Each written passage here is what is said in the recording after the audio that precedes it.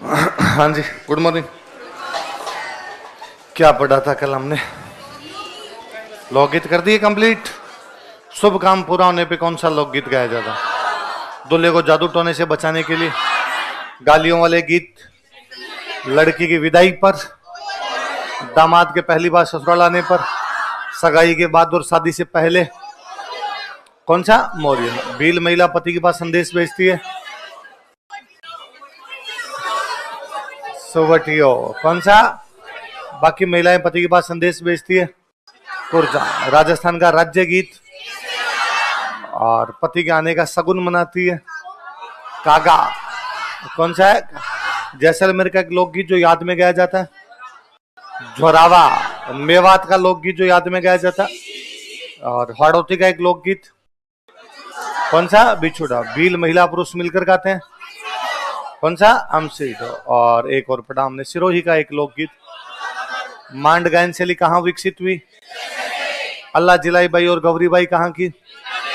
जयपुर की गायिका बताओ।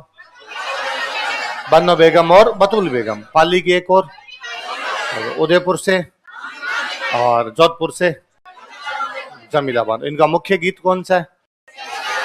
केसरिया बालम। मंगनियार गायन शैली कहाँ विकसित हुई? उनके वाद्य यंत्र कौन कौन से? एक अच्छे कमायचा वादक कौन हुए? साकर खान। कौन हुए? साकर। खड़ताल का जादूगर कौन कहलाते हैं? एक और व्यक्ति का नाम बताए। लंगा गायकी कहाँ विकसित हुई? उनके वाद्य यंत्र कौन कौन से? उनका गीत कौन सा है? और तालबंदी गायकी कहाँ विकसित हुई? पूर्वी राजस्थान। किसने विकसित की? साधु संतों ने। औरंगजेब ने थोड़ी की, साधु संतों ने। कहां से आए थे वो? मथुरा से। क्यों आए थे? उनका मुख्य वाद्य यंत्र कौन सा है? जयपुर घराना किसने शुरू किया था? भोपत खान को और क्या कहते हैं? इसे आगे किसने बढ़ाया था? उन्हें और किस नाम से जानते हैं? पटियाला घराना किसने शुरू किया? अली बख्श और फतेह अली, जिन्हें प्यार से क्या कहते हैं? टोंक के नवाब इब्राहिम अली खान ने उन्हें जनरल और कर्नल। और उनको आगे किसने बढ़ाया? अतरौली घराना किसने शुरू किया? साहब खान ने। आगे किसने बढ़ाया? खिराती खान और मानतोल खान। मानतोल खान को क्या कहते हैं? मेवाती घराना किसने शुरू किया? जोधपुर के कौन से महाराजा के दरबार में थे? और इसको आगे बढ़ाने वाले कौन थे? पंडित जसराज और ज्योतिराम और मोतीराम थे। रंगीला घराना किसने शुरू किया? रमजान अली। रंगीले मियाँ। क्या नाम था? रमजान अली क्या कहते हैं? रंगीले मियाँ। अल्लाह दिया खान का घराना किसने शुरू किया? मुख्य गायिका कौन? सैनिया घराना किसने शुरू किया? मुख्य कलाकार कौन? डागर घराना किसने शुरू किया? कौन से राजा के दरबार में थे? बीनकार घराना किसने शुरू किया? रजब अली खां बीनकार। किसके दरबार में थे? राम सिंह सेकंड। डागर घराना कौन सी गायन शैली से संबंधित है? धोरपद। सैनिया किससे है? सितार। बीनकार किससे है? बाकी सारे किससे हैं? हमारी पहली कोई वो मधु बड़तैलंग कौन है? पहली धुरपद गायिका है। और हस्तकार रत्नावली कौन से राजा के टाइम में लिखी गई? भारत में संगीत का सबसे बड़ा ग्रंथ कौन सा है? रायकल्पद्रुम किसने लिखा था? कृष्णानंद व्यास कहाँ के थे? आगे लिखो। राजस्थान के लोक नृत्य, फोक डांसेज ऑफ राजस्थान। राजस्थान के लोक नृत्य।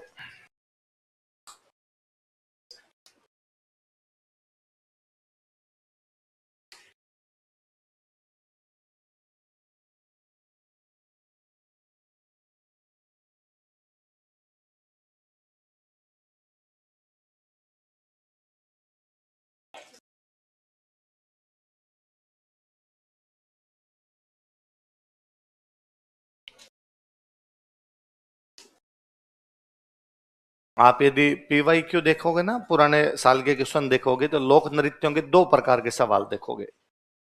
कुछ सवाल ऐसे मिलेंगे कि कच्ची घोड़ी कहाँ का नृत्य है।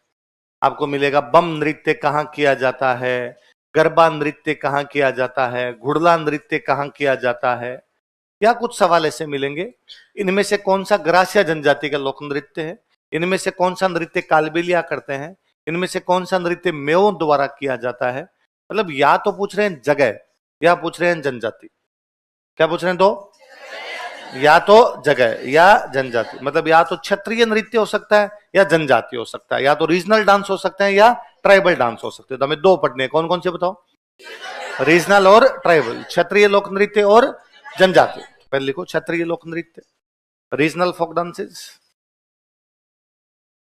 तुम बीच में 2-3 दिन गायब थी, आ जाइयो दिवाली के बाद। कैसे? बीएड की मास्टर नहीं बनोगी? स्कूल जाके आई थी, बच्चों को पढ़ा के हैं, ज्वाइन करके आगे बच्चों को पढ़ाना नहीं पड़ा? उन्होंने कहा पढ़ाओ पढ़ाओ, पर तूने कहा नहीं पढ़ाऊंगी, है? कैसे? बोलते तो है। अच्छा, फिर पैसे दे दिए, क्यों देने पड़ेंगे? डोनेशन, डोनेशन, दान देते हो मतलब तुम पैसे वाले लोगों को? थोड़ा दो देखे और दो डोनेशन थोड़ा, है? वो तो पढ़ाने के दिए, उसके बदले में तो पढ़ाया जाता है तुम्हें। बीएड में तो तुम इसलिए दे रही हो कि नहीं पढ़ाया जाए। अच्छा, कॉलेज में भी देते हो? कॉलेज में किस चीज का? है? अच्छा, बीएड कॉलेज में तो तुम देते हो प्रेजेंट लगवाने के। फिर स्कूल में कौन सी, स्कूल में इंटर्नशिप जिसमें आती है उसमें देते हो कि हम नहीं पढ़ाएंगे, उसमें भी प्रेजेंट लगाने के, वहां पर भी देते हो। और पेपर तो तुम खुद देते हो, है?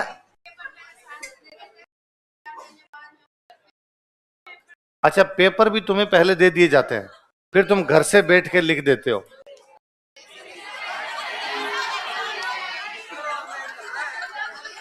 हाँ हाँ, टेस्ट होते हैं वो तो, हाँ। नहीं, मैं तो फाइनल पेपर की बात कर, फाइनल तो देने पड़ते हैं, पैसे दे के काम नहीं चलता उधर, है? पास फेल के लिए चलता है, कई लोग कह रहे हैं चलता, चलता है ना? हाँ, चलता चलता है, चलता है। और मान लो फेल हो जाए तो पास होने के उसके भी होते हैं। या अल्लाह रहम कर, रहम देख तेरे संसार की हालत क्या हो गई भगवान, कितना बदल गया इंसान। हम काम ना करने के पैसे देते हैं। दो चीजें, एक तो है कि हम साफ साफ भ्रष्टाचार करते हैं, इसके बावजूद हम तमाम लोगों को गालियां निकालते हैं कि वो भ्रष्टाचार करता है। हमें भ्रष्टाचार दो लोगों का दिखता है, एक तो नेताओं का और एक अफसरों का, जबकि हम खुद ही कर रहे हैं। दूसरा, एक ऐसा व्यक्ति जिसने बीएड की ही नहीं है, वो पढ़ाएगा कैसे? आप उन्हीं को टीचर बना रहे हो। फिर आपका जो शिक्षक इस देश की नींव है,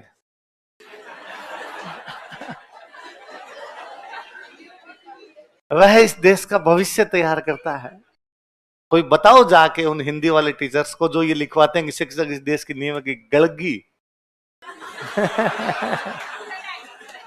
नींव क्या हो चुकी है? गल चुकी है, खोखली हो चुकी है, उस नींव में अब कुछ भी बाकी। सही है एकदम। हाँ, कौन से कॉलेज में? इंजीनियरिंग कॉलेज होते हैं, उनमें भी ये होता है। हाँ,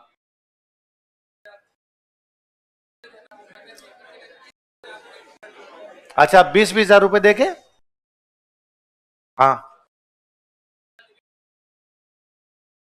अच्छा अच्छा, पेपर खरीद लेते हैं 20 हजार में, बहुत सस्ता है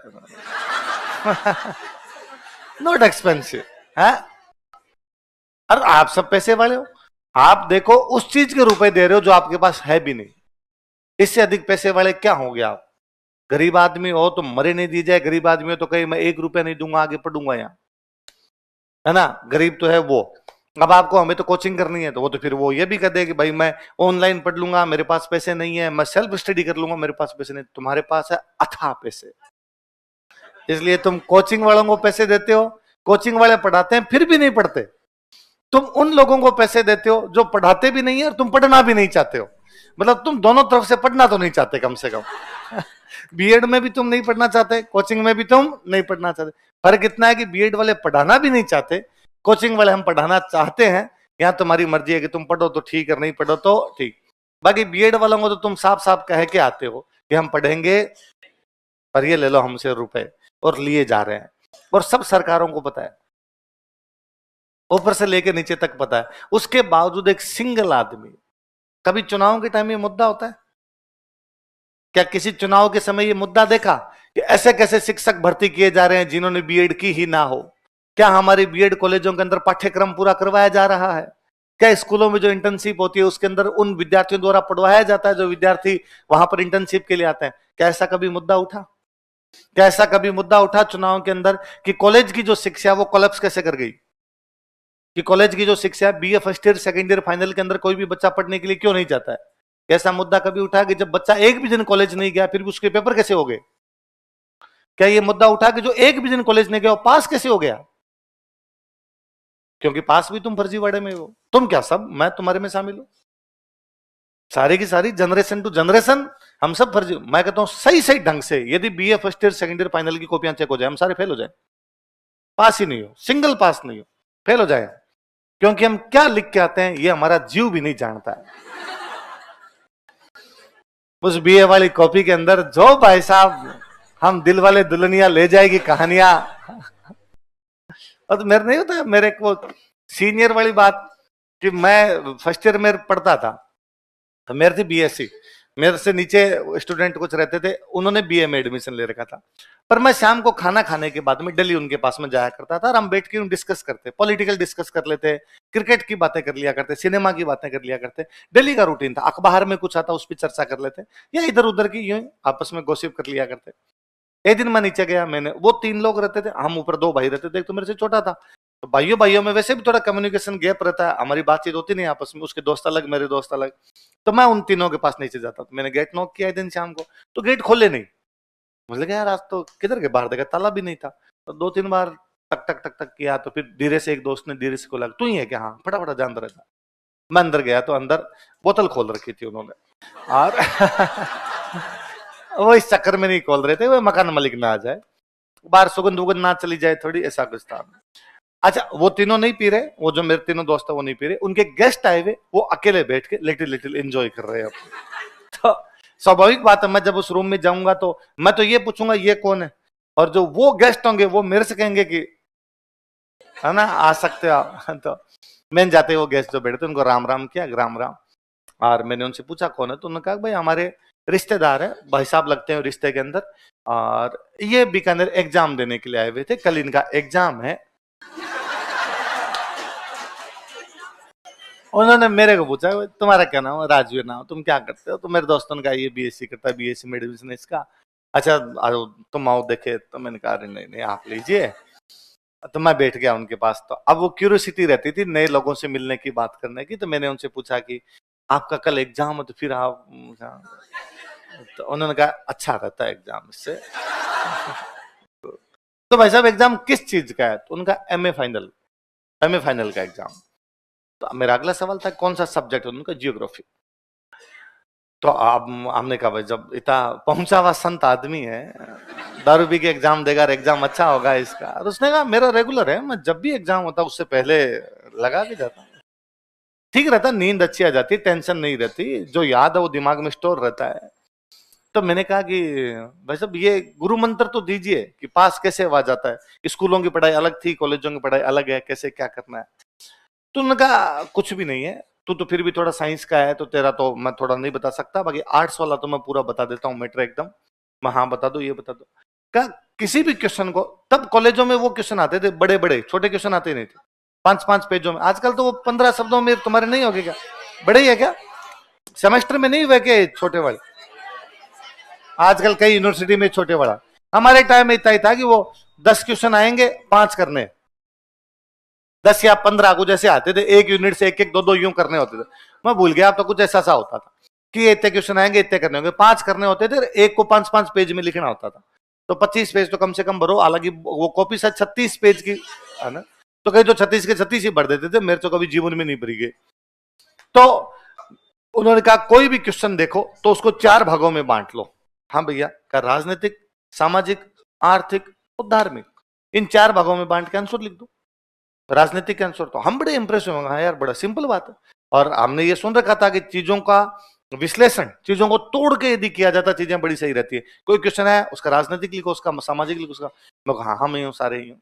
यूं करते करते मैंने वापस पूछा तो भैया आपका तो सब्जेक्ट ज्योग्राफी है।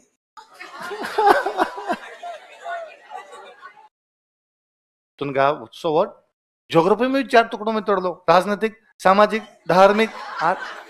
हालांकि हमसे इतना नहीं पूछा गया कि ज्योग्राफी में कैसे तोड़ोगे, और उन्होंने कहा मैं ऐसे पास हूं, मेरे तो एमए प्रीवियस में तुम देख लो 57% है। अच्छा 55 से अच्छे बहुत अच्छे माने जाते थे, 55 आते नहीं थे, 55 का मतलब आप नेट जेआरएफ वगैरह दे सकते हो, ये इस प्रकार का था। मैं अब कई बार सोचता हूँ कि यार उन्होंने ये करके एमए कर ली, ज्योग्राफी से एमए, अच्छे नंबरों से एमए, उनको ज्योग्राफी में कुछ नहीं आता।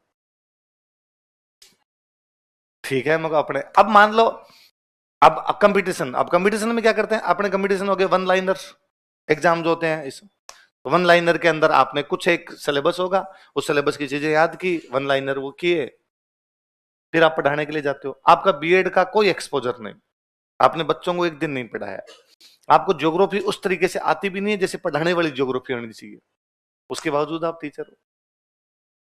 फिर हम कहते हैं शिक्षक देश की नींव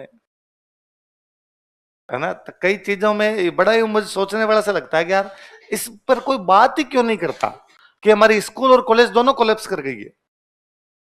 न स्कूलों में ढंग की पढ़ाई हो पा रही है, ना कॉलेजों में ढंग की पढ़ाई हो रही है। स्कूलें बर्बाद कर दी इस चीज ने कि सबको पास करना है, तो ना पहले स्कूलें ठीक काम कर रही थी। जब से यह आया कि सबको पास करना, किसी को फेल करना ही नहीं है, तो कोई बच्चा क्यों पढ़ेगा जब फेल होने का डर ही नहीं है। वरना पहले 9th तक में फेल कर देते थे। सरकारी स्कूलों में तो सबसे अधिक डर ही लगता था कि 9th में तो पक्का, मतलब स्कूल वाले ये पक्का प्रयास करते थे कि 9th में उन्हीं बच्चों को पास किया जाए जो 10th में पास हो सकते हैं।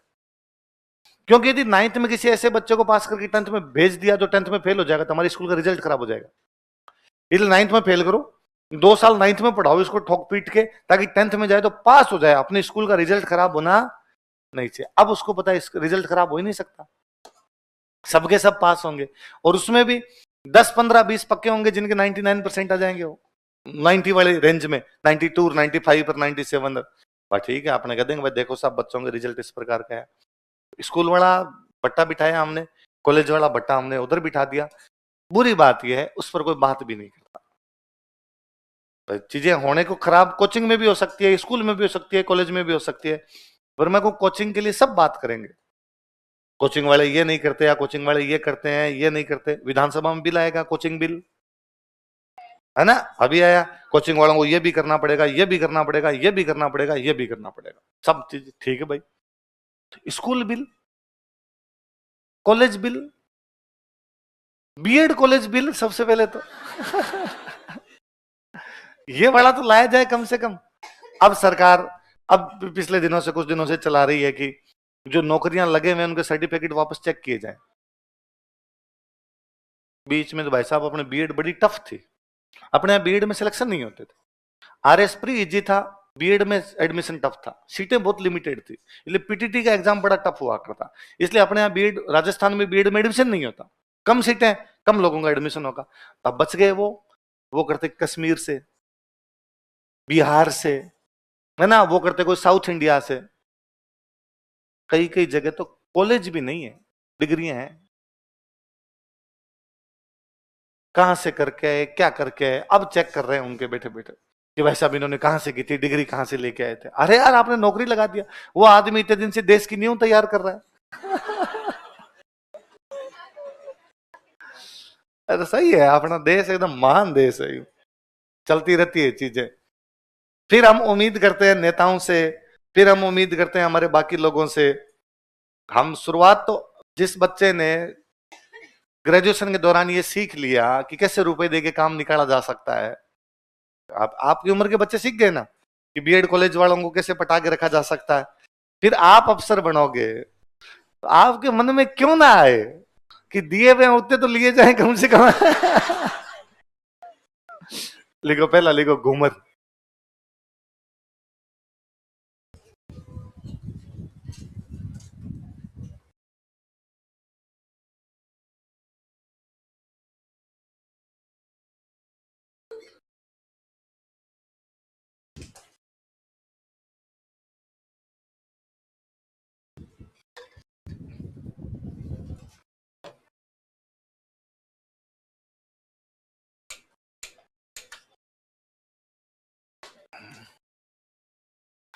देखो यह राजस्थान का राज्य नृत्य है।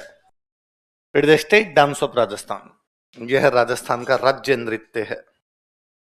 It is state dance of Rajasthan.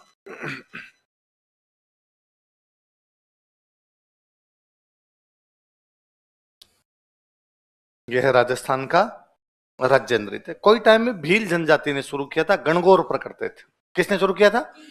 कब करते थे? लेकिन अब तो हम सब लोग करते हैं, किसी भी शुभ अवसर पर कर लिया जाता है। आप होली दिवाली पे भी कर सकते हो, आप शादी ब्याह में भी कर सकते हो। लिखो, यह नृत्य भील जनजाति द्वारा प्रारंभ किया गया था। This dance was started by Bhil tribe. यह नृत्य भील जनजाति द्वारा प्रारंभ किया गया था। This dance was started by Bhil tribe.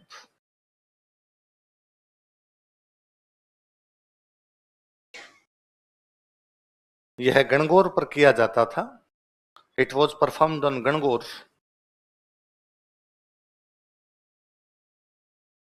यह गणगौर पर किया जाता था। It was performed on Gangaur.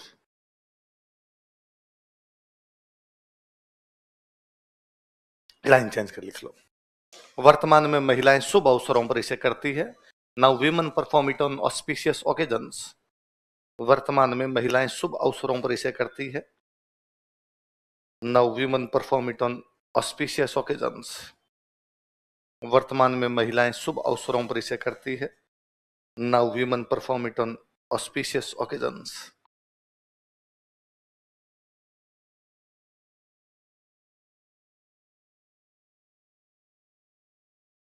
वर्तमान में महिलाएं क्या करती है? इसे शुभ अवसरों पर इसे करती है। लहंगा पहन के करती है। लहंगा घूमता है तो उस लहंगे की घूम की वजह से इसका नाम क्या पड़ गया? घूमर। क्या नाम पड़ गया?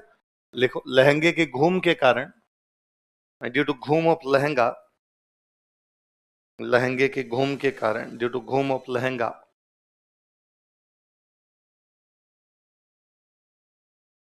इसे घूमर कहा जाता है। It is called as Ghoomar. इसे घूमर कहा जाता है। It is called as Ghoomar. Geography थोड़ी पढ़ लिया आपने? पढ़ ली? फिजिकल ज्योग्राफी हुई। फिजिकल ज्योग्राफी है ना। थोड़ा बहुत फिर भी आपने ज्योग्राफी में पढ़ा होगा कि पृथ्वी जो होती है वो सूर्य के चारों तरफ चक्कर काटती है और अपनी ही दूरी पर घूमते हुए चक्कर काटती है। तो आपने दो टर्म पढ़ते हैं, परिक्रमण और परिभ्रमण। इंग्लिश वाले कहते हैं रोटेशन और रिवोल्यूशन। सुना होगा, ये नाम तो सुना होगा। तो मतलब ये है कि पृथ्वी घूम भी रही है पर अपनी दूरी पर घूमते हुए। ये हो गया। अपने उस पे भी घूम रहा हूं और मैं आगे आगे बढ़ रहा हूं, यही तो हो गया। सेम है। घूमर अपना इसी प्रकार का डांस है। महिलाएं अपनी दूरी पर घूमते हुए गोल घेरे में चक्कर काटती है। मतलब महिलाएं परिक्रमण भी करती है और एक गोल घेरे में, इन ए राउंड सर्किल, एक गोल घेरे में, इन ए राउंड सर्किल, महिलाएं अपनी ही धुरी पर घूमते हुए नृत्य करती है। Women perform dance on the axis. महिलाएं अपनी ही धुरी पर घूमते हुए नृत्य करती है। Women perform dance on the axis.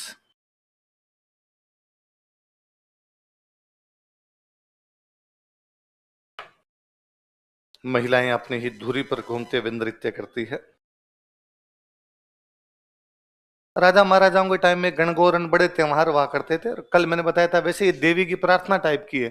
घूमरे रंबा मेजा श्या घूमरे छे नखराली। ये माँ, माँ कौन हो गई? देवी। तो देवी की प्रार्थना के रूप में किया जाता था, राजाओं के टाइम में किया जाता, इसलिए रजवाड़ी लोक नृत्य। लिखो, यह एक रजवाड़ी लोक नृत्य है। It's a royal folk dance. यह एक रजवाड़ी लोक नृत्य है। It's a royal folk dance.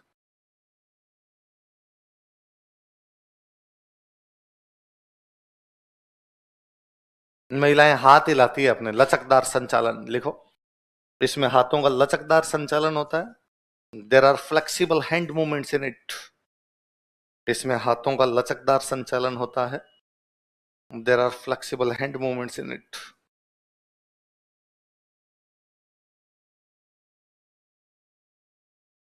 और वाकई राजस्थान का राज्य नृत्य ही है। सब तरफ ही किया जाता है एक तो अपने, और अपनी महिलाओं को मुझे लगता है एक ही डांस आता है, घूमर। इसके अलावा आता और नहीं है कुछ। उनको हाथ ही लाने आते हैं, भले गाना कोई लगा दो, एक बार हाथ इधर कर लेगी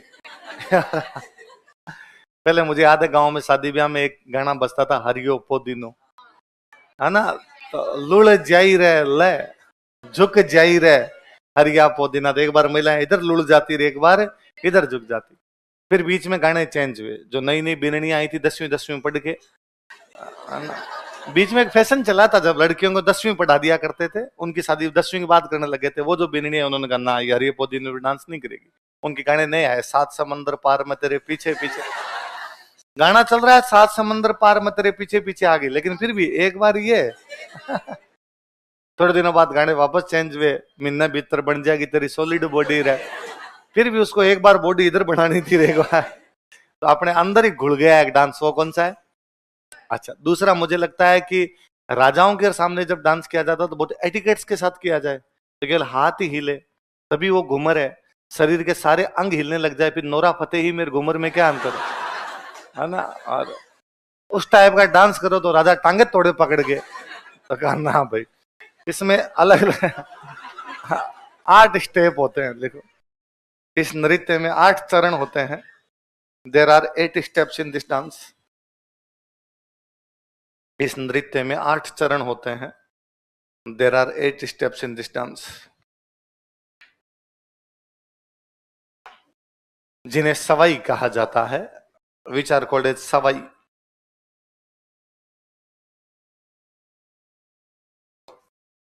जिन्हें सवाई कहा जाता है, which are called as Sawai.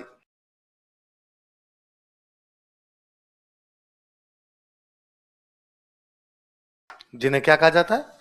वाद्य यंत्र। लिखो, अब शुभ अवसरों पे करते हैं तो वाद्य यंत्र क्या होने चाहिए? ढोल, नगाड़ा, सहनाई,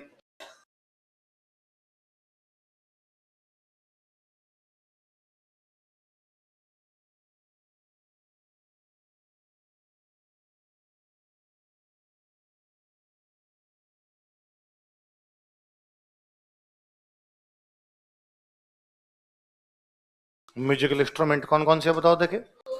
ढोल, नगाड़ा और सहनाई। अपने किशनगढ़ की एक राजकुमारी हुए, उनका नाम है गोवर्धन कुमारी।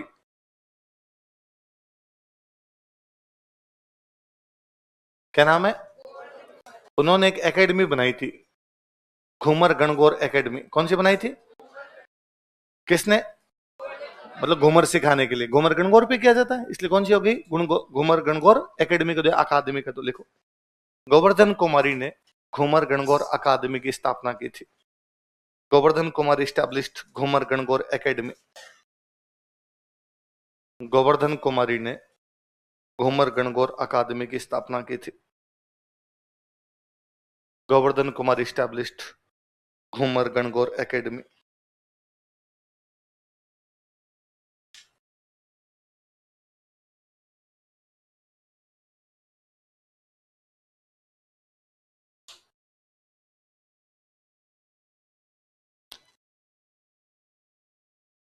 अगला लिखो, कच्ची घोड़ी।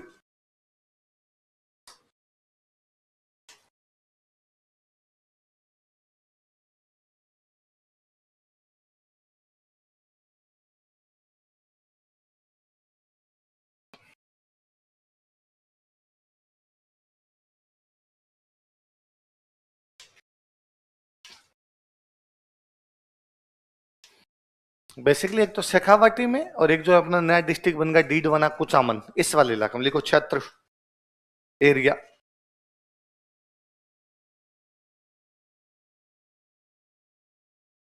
बराबर लिख लो, शेखावाटी तथा डीडवाना कुचामन। शेखावाटी एंड डीडवाना कुचामन।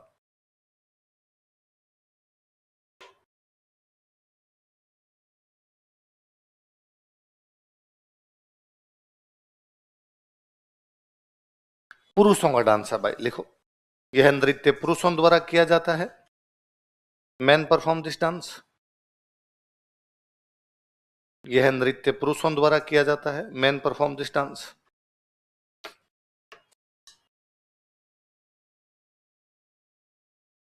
नाम क्या पड़ गया आपका? कच्ची घोड़ी। तो एक लकड़ी की बनी घोड़ी होती है, वो दोनों पैरों के बीच में बांध लेते हैं। लगता है ऐसे जैसे बंदा घोड़ी पर बैठा है, जबकि वास्तव में घोड़ी उनके पैरों में बंधी होती है। लिखो, पुरुष लकड़ी की बनी घोड़ी बांधकर नाचते हैं। Main tie wooden horse and perform dance. पुरुष लकड़ी की बनी घोड़ी बांधकर नाचते हैं। Men tie wooden horse and perform dance. पुरुष लकड़ी की बनी घोड़ी बांधकर नाचते हैं। Men tie wooden horse and perform dance. अब घोड़ी पे बींद बैठता है तो पुरुष वैसी वो वेशभूषा धारण करता है। इसी किसकी होती है? दुल्हे की। लिखो, पुरुष दुल्हे की वेशभूषा धारण करते हैं। Men wear groom costume. पुरुष दुल्हे की वेशभूषा धारण करते हैं। Men wear groom costume. तलवार वलवार हाथ में लेकर एकदम वैसे पुरुष दुल्हे की वेशभूषा धारण करते हैं। Men wear groom costume. तो ऐसे लगता है ऐसे सबके हाथों में तलवार और होती है, जैसे लड़ाई कर रहे हो, तो नकली लड़ाई जैसा लगता है। लिखो, यह नृत्य नकली लड़ाई की तरह प्रस्तुत किया जाता है। This dance is performed as a fake war. यह नृत्य नकली लड़ाई की तरह प्रस्तुत किया जाता है। This dance is performed as a fake war.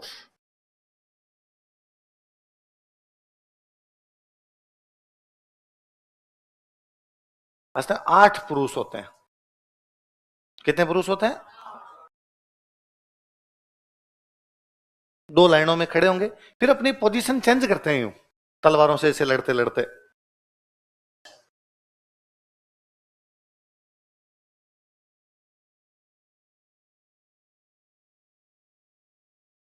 तो जब ये पोजीशन चेंज करते हैं ना, तो यूं लगता है ऐसे फूल खिल गया हो कोई।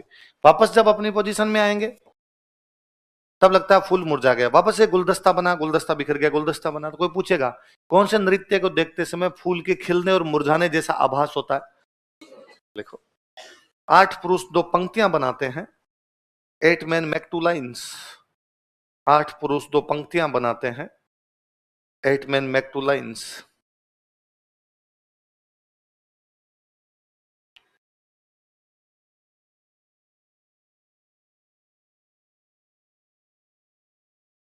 लाइन चेंज करके लिखो, इस नृत्य को देखते समय फूल के खिलने तथा मुरझाने का आभास होता है।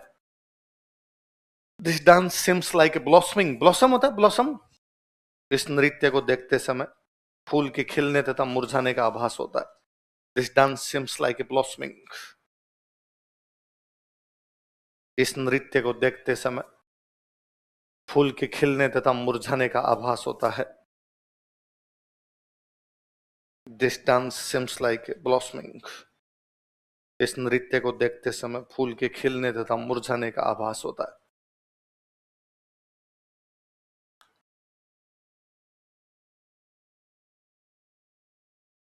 वाद्यंतर लिखो,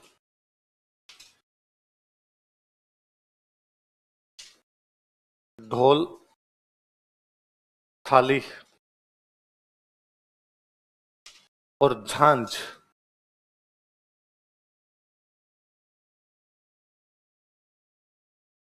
मंजीरे देखे आपने? मंजीरे, मंजीरे होते हैं, तो मंजीरे थोड़े बड़े हो जाते हैं, उसको बोलते हैं झांझ, है ना। थोड़े बड़े मंजीरे हो जाएंगे, वो क्या हो जाएगी? झांझ। तो कौन कौन से हो गए बताओ? देखे, ढोल, थाली और भाई मंजीरे। मंदिरों में जो बजाते हैं, छोटे हुए तब तो मंजीरे, थोड़े बड़े हो गए तब क्या हो गई? झांझ। और बड़ी हो जाए तो और बड़ी हो जाएगी, फिर 2 नहीं बजेगी, फिर आपको एक लेके यूं बजानी पड़ेगी, जो मंदिरों में झालर। झालर क्या बोलते हैं? तो छोटे होते हैं तब तो मंजीरे, थोड़े बड़े हो जाए तब झांझ, और एक लेके यूं बजाया जाए तब झालर। तो ये मंजीरा, झांझ और झालर वाद्य यंत्र पढ़ेंगे तब पढ़ेंगे अलग से। आजकल ये कच्ची घोड़ी अब प्रोफेशनल डांस है। लिखो, अब यह एक व्यावसायिक लोक नृत्य है। Now it is a professional dance.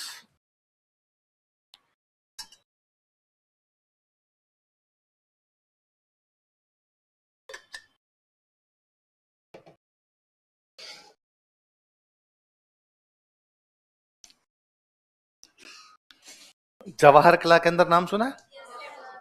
तो अपने जवाहर कला केंद्र में से कार्यक्रम खूब सारे होते हैं। तुम पता नहीं क्यों नहीं जाते, मेरे समझ में नहीं आया। क्योंकि मेरे याद है 2010, 2011, 2012, लगभग 13 तक पूरा स्प्रिंग बोर्ड जाता था सारे। मुझे याद है एक बार 2011 में, तो तब हम बच्चे भी थोड़े ही हुआ करते थे, 250-300 बच्चे थे कोचिंग में, सारे के सारे गए हुए। मतलब 250 है तो कोई 200 देखने के लिए चले गए। और उस दिन दिलीप सर आ गए, तो उधर वो कार्यक्रम चल रहा है और सर को देखते बच्चे सब सर की तरफ भागे, तो कार्यक्रम वालों को लगा हो क्या गया, पूरी ऑडियंस ही कैसे उठ गई। तो सारे के सारे जाते थे देखने। वो बेसिक उद्देश्य भी यही था कि उससे समझ विकसित होती, भाई कैसा डांस। एक तो केवल पढ़ते हैं, एक उसको देखा हुआ होता है तो थोड़ा अलग ही रहता है। मैं मालवीय नगरी रहा करता था, मैं 2011 से 2020 तक 10 साल मालवीय नगरी रहा। लालकोटी कोचिंग थी, मैं मेरे एक दोस्त उधर से बाइक लेके निकल रहे, तो जेके के आगे बोर्ड लगा हुआ, मेला वेला कोई लगा हुआ था, तो कि भाई चल लेते हैं अंदर। तो अंदर गए तो कुछ ना कुछ चलता रहता। जेके में हमेशा चलता रहता। जेके में मैंने पेंटिंग एग्जीबिशन देखे हैं, जेके में मैंने खादी के मेले देखे हैं, जेके में मैंने हैंडीक्राफ्ट वाले कार्यक्रम देखे हैं, तो जेके बुक फेयर देखे हैं। तो कुछ ना कुछ वहां पे रहता है जो चलता रहता है। तो अरे मगो चल रहा है, अंदर देखते हैं। तो हम अंदर गए तो अंदर स्टेज पे घोषणा हुई कि अभी आपके सामने प्रस्तुत किया जाएगा कच्ची घोड़ी नृत्य। तो मैं मेरे दोस्त दोनों जाके बैठ गए, बाकी लोग मेले वेले में घूम रहे, थोड़े लोग वहां पर बैठे। अब हम दोनों चूंकि तैयारी करते थे, हमारे दोनों के दिमाग में कि अभी कच्ची घोड़ी आएगा, 8 पुरुष आएंगे, 4 इधर 4 इधर, लाइनें बनेगी, लाइनें बिगड़ेगी, फूल खिलेगा, फूल मुरझाएगा। वहां तो एक ही आदमी आके डांस कर रहा है। लगा यार ये तो, हमें लगा एक एक आएगा, 1 2 3 यूं लगा। थोड़ी देर में एक लड़की आके नाचने लग गई। यार ये तो हालात ही बदल गए, जज्बात बदल गए। वो तो कहता है पुरुषों का डांस है, यहाँ पे लड़की नाच रही है।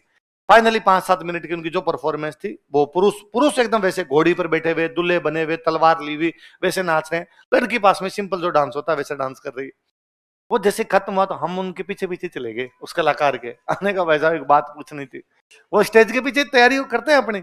उसने कहा अरे तुम इधर क्यों आए, पहले तो बताओ तुम्हें इधर आने का रास्ता किसने बताया। हाँ प्लीज एक 2 मिनट। हाँ ये कौन सा डांस किया था। उसने कहा घोड़ी देख के तुम्हें समझ नहीं आता क्या कौन सा था। कच्ची घोड़ी किया। तो कच्ची घोड़ी में तो 8 लोग होते हैं, आप तो एक ही कैसे। किसने बताया तुम्हें 8 लोग होते हैं। हम स्टूडेंट, हमें पता है। अरे तुम्हें पता है क्या, डांस मैं करता हूँ, एक ही होता है।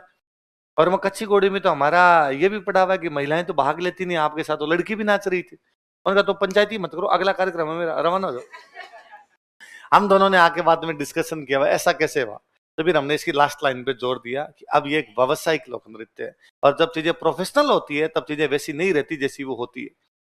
इनको पता है कि 8 आदमी एक जगह जाके डांस करेंगे, रुपए तो अगलों ने 2,000 देने हैं, 8 के 5 250। इनको ये भी पता चल गया कि इनको तो पता ही नहीं है ना कितने नाचते हैं।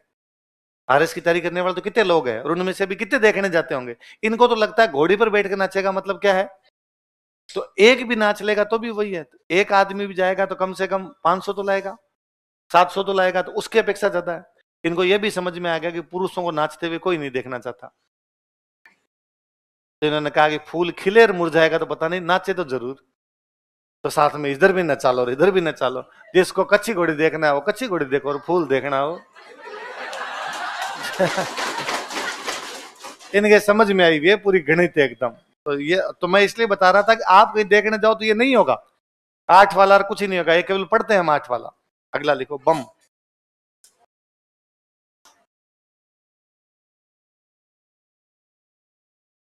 बम डांस।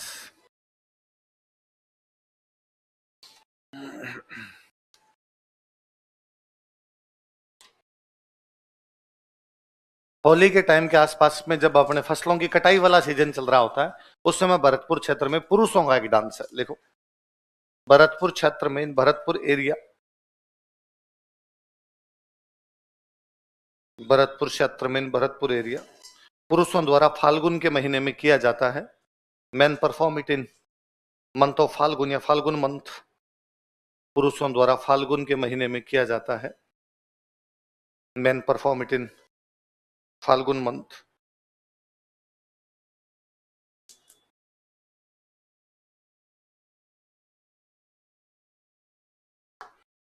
पुरुषों द्वारा फाल्गुन के महीने में किया जाता है।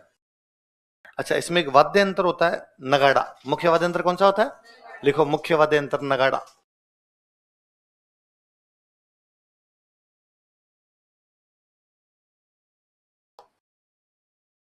Musical instrument, main musical instrument क्या होता है, नगाड़ा। इस नगाड़े को बम बोलते हैं, इसलिए डांस का नाम ही क्या हो गया, बम। लिखो नगाड़े को बम कहा जाता है। नगाड़ा इज कॉल्ड एज बम। नगाड़े को बम कहा जाता है। नगाड़ा इज कॉल्ड एज बम।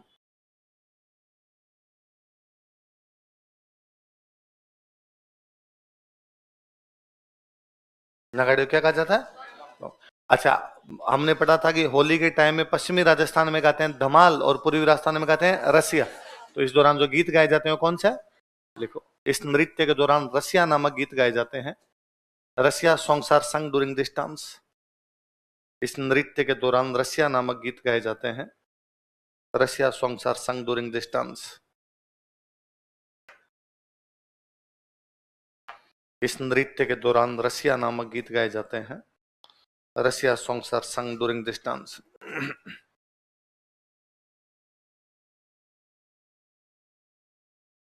तो अब बजाते क्या है? बम। गाते क्या है? रसिया। इसलिए डांस का नाम हो गया बम रसिया। क्या हो गया? देख लो। इस नृत्य को बम रसिया नृत्य भी कहा जाता है। This dance is also known as Bam Rasiya dance. This dance is known as Bam Rasiya dance also. इस नृत्य को बम रसिया नृत्य भी कहा जाता है। This dance is known as Bam Rasiya dance also.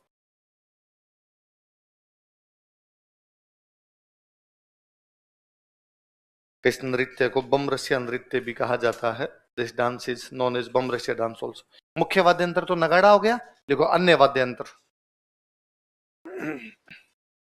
Other musical instruments, ढोल, थाली और चिमटा। चिमटा तो आपने ही बजाया होगा या आपके पीछे मम्मी ने कभी बजा दिया होगा। ढोल, थाली और चिमटा। बेलन पड़े? चलो, कुछ तो खाए आपने। कितने लोगों के घर वालों से मार खाई हुई है? पापा से कितने लोगों की मार खाई हुई है? मम्मी से? दोनों से? अच्छा। चाचा ताऊ से? नहीं खाई? नहीं खाई? मामा जी से? है? हाँ, चाचा ताऊ से कोई मार नहीं खाई? खाई हुई है? हाँ। अच्छा, स्कूल में टीचर से डंडे डंडे कितने लोगों को खाए हुए? मुर्गे कितने लोग बने हुए? अच्छा, ऐसा कोई व्यक्ति जिसने कभी मार खाई नहीं, ना तो घर वालों से ना टीचर से, है? घर वालों से, जिसने घर वालों से कभी मार नहीं खाई? लड़कियों को छोड़ के। लड़कों में कोई ऐसा? लड़कों में से जिन्होंने घर वालों से नहीं खाई 2-3 है। अच्छा, ऐसे लोग जिन्होंने स्कूल में कभी मार नहीं खाई, लड़कियों को छोड़ के। लड़कों में कोई? अच्छा, लड़कों का नंबर लगाइए सबका। आज लड़कियों वाला मैं ये कह रहा था कि नॉर्मली घरों में लड़कियों को नहीं मारते। क्यों मारते? पाप लगता है ना? तो और स्कूलों में भी इसे है ना? हमारे साइड में भी नहीं है, लड़कियों के नहीं पढ़ती। उनको पाप लगेगा, पाप लगेगा। मतलब इवन भाई बहन भी आपस में लड़ते हैं तो भाइयों को वैसे डरा के रखा जाता है कि बहन के पैर नहीं लगना चाहिए, बहन के मार नहीं पड़नी चाहिए। तो मेरे को ये सेंटेंस ही बड़ा गलत लगता है कि भारतीय समाज में लड़कियों का शोषण होता है। लड़कियां करती है शोषण भारतीय समाज में। घर के अंदर चलती है लड़कियों के, बस वो बड़ा मामला था। घर लड़कियों घर से बाहर नहीं जाने दिया जाता, उनको पढ़ाई के अवसर पूरे नहीं मिलते, नौकरी नहीं करवाई जाती, वो था। बाकी वैसा घर के अंदर जो दादागिरी लड़कियों की चलती थी। अच्छा, स्कूल के अंदर भी था। स्कूल में मास्टर जो थे वो ज्यादातर लड़कियों को डंडे तो पुरुष टीचर नहीं मारे, महिला मैडम होते थे वो ज्यादातर। बस वही लड़कियां थोड़ी देर हाँ हाँ, कोई ऐसे कर लेती है, हाँ कोई इतने कर लेते हैं। हमारे एक स्कूल था तो वहां जो हमारे सर थे वो लड़कियों के डंडे मार दिया करते। मैं जिस स्कूल में पढ़ा तो वहां एक सर थे, तो पास में घर था, उस घर की दीवार और स्कूल एकदम ओपन सा ग्राउंड था, उसमें बिठा के कई बार कुछ लिखवाते पढ़ाते और वहां कई बार डंडे मारते। क्लास के अंदर नहीं, सर्दियों के टाइम में बाहर बिठा के पढ़ा लेते। साफ धूल, एकदम धूल, उसमें बैठे हैं, दरी वरी कुछ ही नहीं, उसे बिठा कर लो भाई टेस्ट दो, तो बैठ जाओ, लाइन बनाओ, इसके अंदर बैठ जाओ, एक एक सुनाओ, लो आओ, तो वहां बिठा के करवाते। फिर इसके नहीं आए तो उनके वहीं डंडे पड़ रहे हैं, लड़कों को पड़ते लड़के में। तो दीवार, उस घर की दीवार और स्कूल की दीवार बहुत नीची सी थी। तो उधर जो घर के जो आंटी जी थे वो कपड़े उपड़े सुखा रहे होते, अपने कोई काम कर रहे होते। फिर वो कई बार देखते कि इधर जो टीचर है वो लड़कियों को पीट रहे हैं, फिर वो उधर से गालियां निकालते, अरे कीड़ा पड़सी रहे, कन्या को मारे। कन्याओं के मारे कीड़े पड़ेंगे तुम लोगों के। मास्टर जी को लगता पड़े तो पड़े, इनको तो हाथ जम दूंगा। है? हाँ नहीं नहीं, किसी किसी टीचर का टारगेट नहीं, मुझे वो टीचर बहुत अच्छे लगते। जैसे हमारे जो प्रिंसिपल सर थे उनका ये था कि भाई उन्होंने कभी भी किसी भी क्लास में सिंगल बच्चे को नहीं पीटा। जिस दिन पढ़ेगी पूरी क्लास के पढ़ेगी, है ना, पूरी। और साल में 3-4 बार आएगा, नंबर आएगा, सबका आएगा। तो उसमें क्या है, सामूहिक बेइज्जती बेइज्जती नहीं है भाई, सबके बढ़ी अपने बढ़ गई, क्या फर्क पड़ता है उसमें। और साल में 3-4 बार, कभी होमवर्क चेक नहीं किया, होमवर्क चेक करने वाला उनके कुछ था ही नहीं, पढ़ा दिया याद करके जाना। कभी कोई क्लास में खड़े करके क्वेश्चन व्यूश्चन नहीं पूछे, सीधा सीधा सा सिस्टम हुआ करता था। तो हमें वो सर सबसे अच्छे लगते, हमें लगता है ये जैसे कई सर होते वो डेली किसी ना किसी का नंबर आ सकता है, फिर आप डेली डर के रहते हो यार कि आज ही मेरा आ सकता है, मैं बोला तो पढ़ सकती है, मैं नहीं पढ़ा तो पढ़ सकती है, वरना था भाई साल में 4 बार आना ही है। तो उस सब्जेक्ट का हमने होमवर्क कभी किया ही नहीं कि भाई पढ़नी तो है, जिस दिन पढ़नी है उस दिन होमवर्क, नहीं तो किसी दूसरे बहाने से पढ़ जाएगी। तो याद है, मैं एक बार इंग्लिश पढ़ाते थे तो इंग्लिश के मीनिंग पूछते, इसका अर्थ क्या होता है, इसका अर्थ क्या होता है। तो ज्यादातर था इंग्लिश गांव के बच्चों को कहाँ आती, पहला पूछा उसमें फटीड़े पड़ गए। तो एक दिन मेरे से उन्होंने 2 पूछे, मैंने दोनों जवाब दे दिए। मेरे को एक तो आज भी याद है, उन्होंने कंफर्टेबल पूछा था मेरे से, मैं आरामदायक सुविधाजनक, एक कुछ और पूछा, मैंने बता दिया। तो सर का बड़ा ईगो हर्ट हुआ, अरे यार तू 2 जवाब देगा, और मैं वैसे कि अब 2 तो बता दिया, अब तो सर नहीं पूछेंगे, और मैं यूं वो स्कॉलर ऊपर करने वाला ही था। इतने में तीसरा पूछा, तीसरा नहीं आया तो उन्होंने डंडे मारे 2। फिर जाते जाते मेरे कहा कि तुझे क्या लगता है हर बार फुल टॉस मिलेगी, यॉर्कर भी आती है। उनका सर का हमारा जलवा ये लगता। न्यू ईयर आता तो न्यू ईयर वाले दिन 1 जनवरी को कोई भी टीचर पढ़ाई भी नहीं करवाता था। हमारे 9th क्लास में, मुझे याद 9th क्लास थी, पहला पीरियड आया, सर संस्कृत वाले आए, उन्होंने आका आज हम पढ़ेंगे नहीं, आज हम अंताक्षरी खेलेंगे, क्योंकि 1 जनवरी है, आज पढ़ गई किसी के 12 महीने मार खाओगे। हमने अंताक्षरी खेली। दूसरा पीरियड आया, विज्ञान वाले सर आए, उन्होंने आके कहा कि चलो कोई गीत वीत गा दो, रंगारंग कार्यक्रम कर लेते हैं, आज एकदम एंजॉय करेंगे, तो 12 महीने एकदम सही हंसी खुशी बीतेगा। इंटरवल हो गया, इंटरवल के बाद 2 पीरियड आते, इंटरवल के बाद प्रिंसिपल सर का पीरियड आया। हम डॉन कहते, डॉन नाम लेते ही नहीं थे कि डॉन का पीरियड आने वाला। तो बीच में इंटरवल 45 मिनट का इंटरवल हुआ।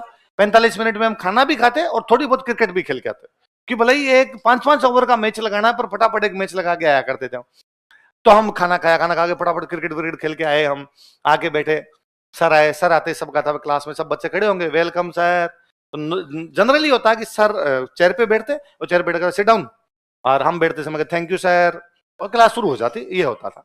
उस दिन सर आए, हमने कहा वेलकम सर, सर चेयर पे बैठ गए, अब सिट डाउन का ही नहीं, और कहा कि लड़के सब मुर्गे बन जाओ और लड़कियां सब हाथ ऊपर कर लो। अच्छा, इतनी किसी की हिम्मत ही नहीं थी कोई पूछ ले क्यों, तो हम सारे मुर्गे बन गए, लड़के ने सबने हाथ ऊपर कर लिए। तो वो सर जर्दा खाते थे, तो उन्होंने अपना गणेश साहब जर्दा निकाला, चूना चूना आता था, चूना निकाला, ढंग से एकदम यूं रगड़ा, उसको रगड़ के लगाया अपना। अच्छा, जर्दा खाने वाला पहले 2-1 बार बाहर थूक के आएगा, शायद कोई 1 आधे दाने फंसते होंगे उनके इधर उधर, तो बाहर थूक के आए, आराम से बैठे। तब तक हमको इस प्रक्रिया में 3-4 मिनट हो गए थे, है ना मुर्गे। तो 3-4 मिनट बाद में कहा सिट डाउन, तो हम बैठ गए सारे। बैठते उन्होंने, अब उन्होंने पूछा, हमने किसी ने नहीं पूछा, हम तो वापस अब सभी बने थे, तो फिर सब एक दूसरे। अब उन्होंने पूछा कि बताओ मैंने आपको मुर्गी क्यों बनाया, लड़कियों को हाथ ऊपर क्यों करवाया था, किसकी हिम्मत हो तो कि पूछ लेते। हम, मैं तो वैसे बैक बेंचर था, तो हम चुपचाप बैठते पीछे। आगे कोई जो बैठे थे उनमें से किसी एक ने कहा कि सर मुझे ऐसा लगता है कि इंटरवल में किसी एक बच्चे ने गलती की होगी, और चूंकि आप पूरी क्लास को सजा देते हो तो इसलिए सबको सजा मिल गई होगी, कुछ ने एक ने कर दिया होगा कुछ ना कुछ को। तो उनका नहीं, ऐसा कुछ भी नहीं था।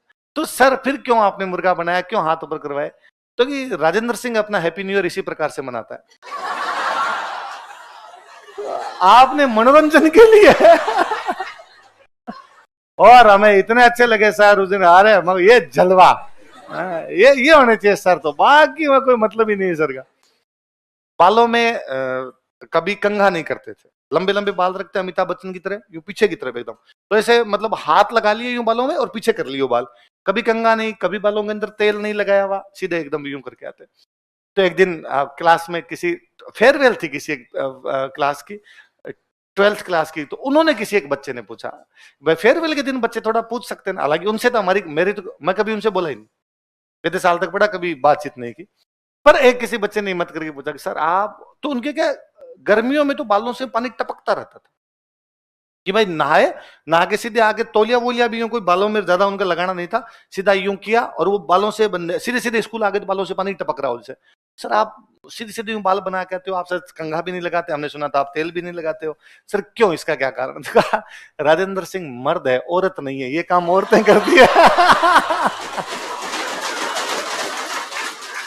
लगा यार, ये मैंने ना उसके बाद तेल तो मैं फिर भी लगा लेता हूँ, मैंने कंघा नहीं लगाया। मैं आज भी बालों के अंदर यूं ठीक है, रेयर कभी यूं दिखा, बाकी मैं हाथों से यूं कर लेता हूँ। कंघा लगाने को आज ही मुझे यूं लगता है कि ना यार, सर ने कहा था ये काम औरतें करती है।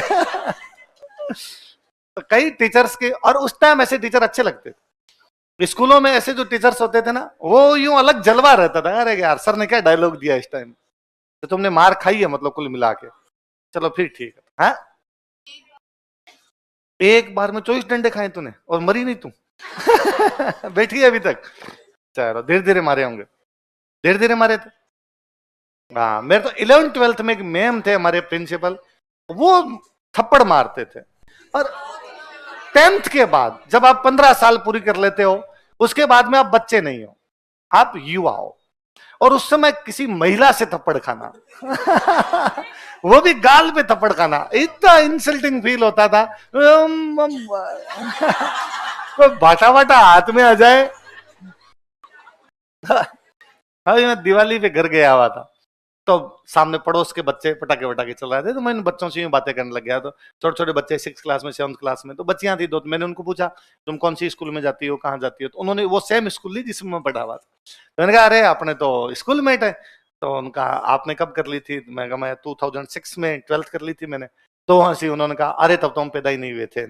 छोटी छोटी बच्चियां थी। तो मैंने उनको पूछा कि प्रिंसिपल मैम आती है, उनका आती है। तो मैं वो कई बार तुम यूं बैठे रहते हो, पीछे से आके डरा देती है क्या आगे, कहाँ डरा देती है, आप कैसे बता, अरे मैं क्योंकि सास भी कभी। तो क्या लिखा लास्ट, क्या लिखा? हाँ अच्छा, चिमटे से बात आई थी क्या? चल, कौन कौन से वाद्य यंत्र बताओ देखे। ढोल। इस नृत्य में 3 ग्रुप होते हैं, लिखो। इस नृत्य में 3 समूह होते हैं। There are 3 groups in this dance. इस नृत्य में 3 समूह होते हैं। There are 3 groups in this dance. ABC या 1 2 3 लगा के लिख लो कैसे भी। पहले में लिखो, एक में लिखो नर्तक तथा गायक, डांसर्स एंड सिंगर्स, नाचने वाले और गाने वाले, नर्तक तथा गायक।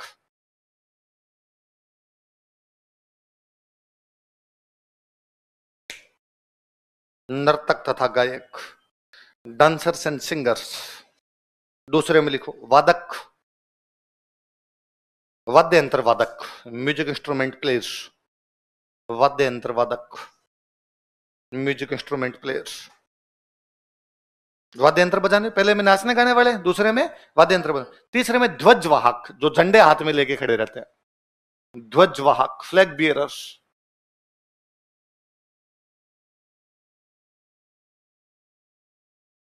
ध्वज वाहक, फ्लैग बियरर्स, कौन से डांस में? बम। अगला लिखो भाई, 13 ताली।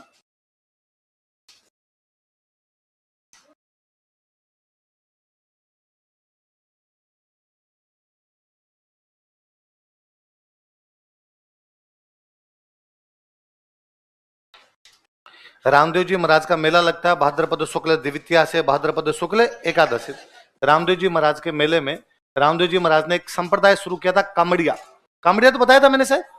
तो उस कामड़िया संप्रदाय की महिलाओं द्वारा एक डांस किया जाता है, उस डांस का नाम क्या है? देखो, रामदेव जी के मेले के दौरान, during fair of Ramdev ji, Ramdev ji के मेले के दौरान, during fair of Ramdev ji, Kamadia संप्रदाय की महिलाओं द्वारा, women of Kamadia sect, Kamadia संप्रदाय की महिलाओं द्वारा, विमेन ऑफ कामड़िया सेक्ट,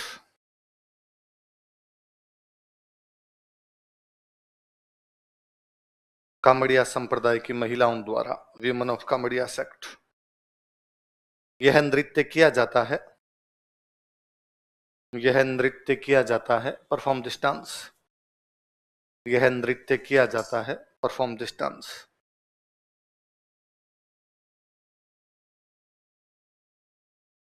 अच्छा, नाम क्या है इसका? 13 ताली। मंजीरे होते, मंजीरे अभी जो बात कर रहे थे, तो इसमें 13 मंजीरे बांध के नाचती है महिला। कितने मंजीरे बांध के? तो इसलिए नाम क्या पड़ गया इसका भाई? 13 प्रकार की ताल निकलती है, इसलिए नाम क्या हो गया? 13। देख लो, महिलाएं 13 मंजीरे बांधकर नृत्य करती है। Women tie 13 manjiras and perform dance. महिलाएं 13 मंजीरे बांधकर नृत्य करती है। Women tie 13 manjiras and perform dance.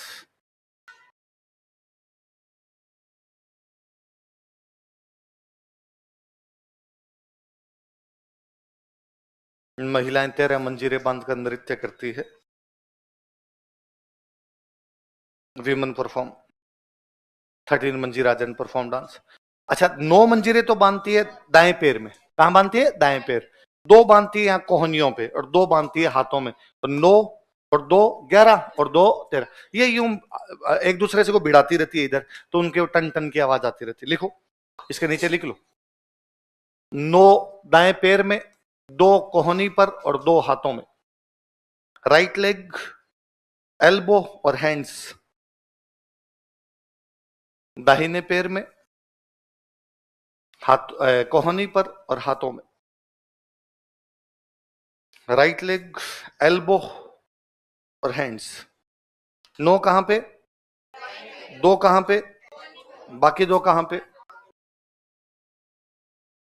बैठी बैठी डांस करती है, खड़ी नहीं होती। लिखो, महिलाएं बैठकर नृत्य करती है। Women perform dance in sitting position. महिलाएं बैठकर नृत्य करती है।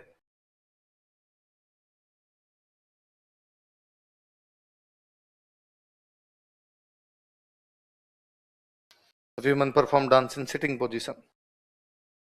अब आपने लगेगा भाई बैठ के तो डांस कैसे होगा, डांस तो खड़े होकर किया जाएगा। तो कुछ ही नहीं होता, महिलाएं वो बैठी रहती है, पैरों को यूं आगे करके बैठ जाती है। तो इस पैर में वो मंजीरे बंधे होते हैं, उस पैर पे एक तो भिड़ाती है तो टन टन की आवाज आती है। फिर उनमें से कोई एक महिला स्टंट करती है। जैसे स्टंट क्या करेगी, वो महिला बैठी है, अब पीछे मान लो एक 5 रुपए का सिक्का रख दिया, फिर वो पूरी फोल्ड होगी और पूरी फोल्ड होगी, उस 5 रुपए के सिक्के को मुंह से उठा लेगी। पीछे ना ब्लेड रख देंगे, ब्लेड, और ये पूरी फोल्ड होगी, उस ब्लेड को जीभ से उठा के लेके आएगी। तो इस प्रकार के स्टंट करती है, करतब दिखाती है। क्या करती है? देखो, महिलाएं नृत्य के दौरान करतब दिखाती है। महिलाएं नृत्य के दौरान करतब दिखाती है। Women perform stunts while dancing. महिलाएं नृत्य के दौरान करतब दिखाती है। वीमेन परफॉर्म स्टंट्स, स्टंट करती है व्हाइल डांसिंग। पुरुष जो होते हैं वो बाहर बैठे रहते हैं और वो वाद्य यंत्र बजाते रहते हैं। लिखो, पुरुषों द्वारा वाद्य यंत्र बजाए जाते हैं। Main play musical instruments. पुरुषों द्वारा वाद्य यंत्र बजाए जाते हैं। Main play musical instruments.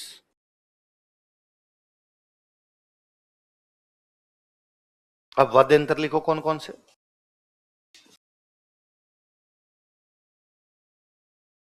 Tanpura, Chautara. 4 तार होते हैं इसलिए नाम क्या हो गया? चौतारा।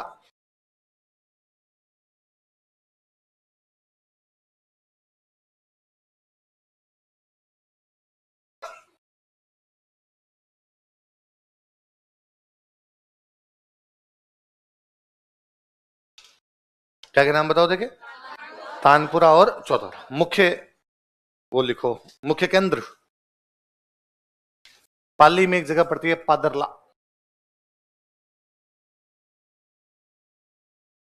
मुख्य केंद्र पादरला पाली।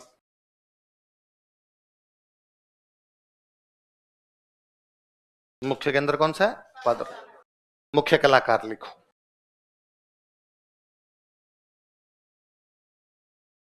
डांस करने वालों में तो एक अच्छे हैं मांगी बाई। भाई वाद्य यंत्र बजाने वाले भी कलाकार ही हो गए। उनमें एक है लक्ष्मण दास।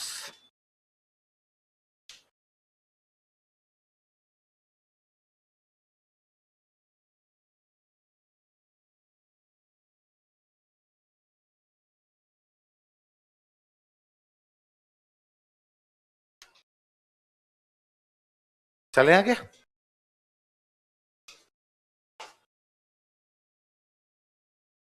अगला लिख लो, अग्नि।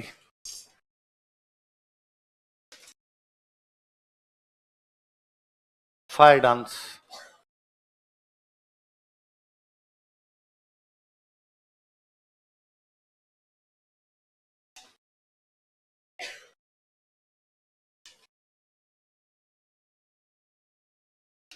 बताया मेरा। जसनाती संप्रदाय के पुरुष लिखो। जसनाती संप्रदाय के पुरुषों द्वारा यह नृत्य किया जाता है। Men of Jasnati sect perform this dance.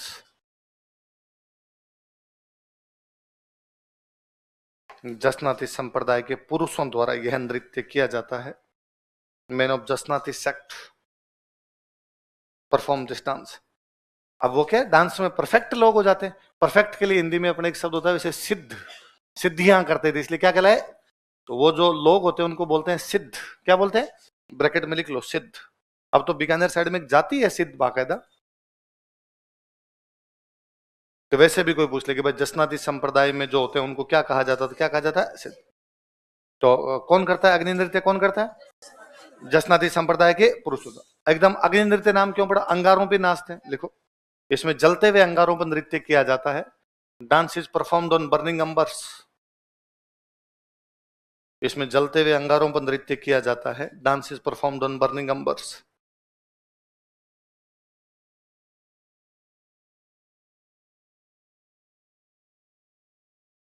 जलते हुए अंगारों पर नृत्य किया जाता है. Dance is performed on burning embers. उन अंगारों को कहते हैं मतीरा. क्या कहते हैं, तो वो ये कहते हैं भाई हम तो मतीरे फोड़ रहे हैं. अंगारों को मतीरा कहा जाता है. अंबर्स आर नोन इज मतीरा. मतीरा जानते हो सारे, वाटरमेलन, तरबूज अलग होता है, मतीरा अलग होता है. हाँ समझो, तुम गलत बोलते हो. अंगारों को मतीरा कहा जाता है. अंबर्स आर नोन इज मतीरा. अंगारों क्या कहा जाता है. जब वो डांस करते हैं ना तब एक खेत में किसान जितने काम करता है वो सारे करते हैं. ऐसे खेत में किसान क्या करता है कि अपने बीज डालते हैं तो बाकायदा अंगारे हाथ में लेके यूं चलेंगे बीज डालते हैं. क्या करता है, कटाई करता है तो बैठेंगे, बैठ के यूं उनको उछालेंगे, मुंह में ले लेंगे उनको, जैसे खा रहे हो चीजों को. तो वो सब कुछ जो कृषि में किया जाता है वो सारे काम वहां किए जाते हैं. लिखो, नृत्य के दौरान कृषि क्रियाएं संपन्न की जाती है. Agriculture activities are done while dancing. नृत्य के दौरान कृषि क्रियाएं संपन्न की जाती है.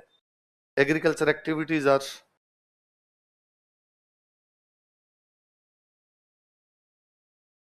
Done while dancing. नृत्य के दौरान कृषि क्रियाएं संपन्न की जाती है. Agriculture activities are done while dancing.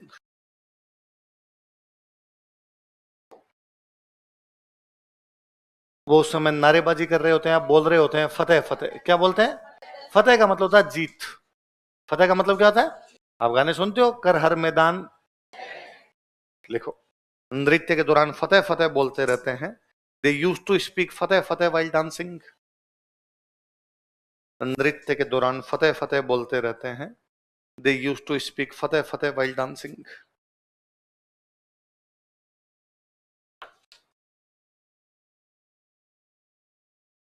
नृत्य के दौरान फतेह फतेह बोलते रहते हैं.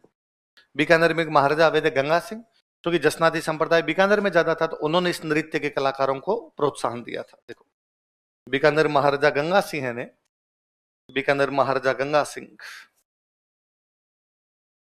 बीकानेर महाराजा गंगा सिंह ने इस नृत्य के कलाकारों को प्रोत्साहन दिया था. Promoted artist of this dance. इस नृत्य के कलाकारों को प्रोत्साहन दिया था. Promoted artist of this dance.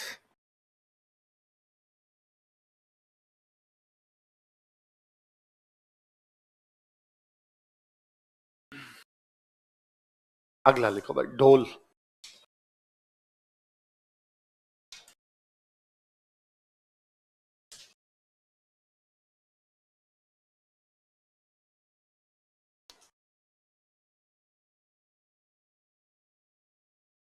कौन सा डांस है अगला, जालोर वाले इलाके में बेसिकली दो जातियां, ढोली और भील. कौन कौन सी दो जातियां, उनमें भी पुरुष कौन करते हैं, जालोर में. कहां पे लिखो, जालोर क्षेत्र में, इन जालोर एरिया, जालोर क्षेत्र में, इन जालोर एरिया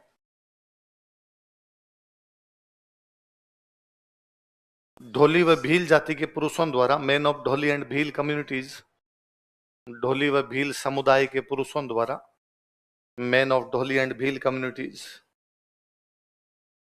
ढोली व भील समुदाय के पुरुषों द्वारा, man of Dholi and Bhil communities.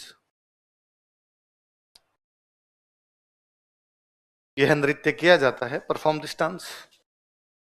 यह नृत्य किया जाता है, परफॉर्म दिस डांस।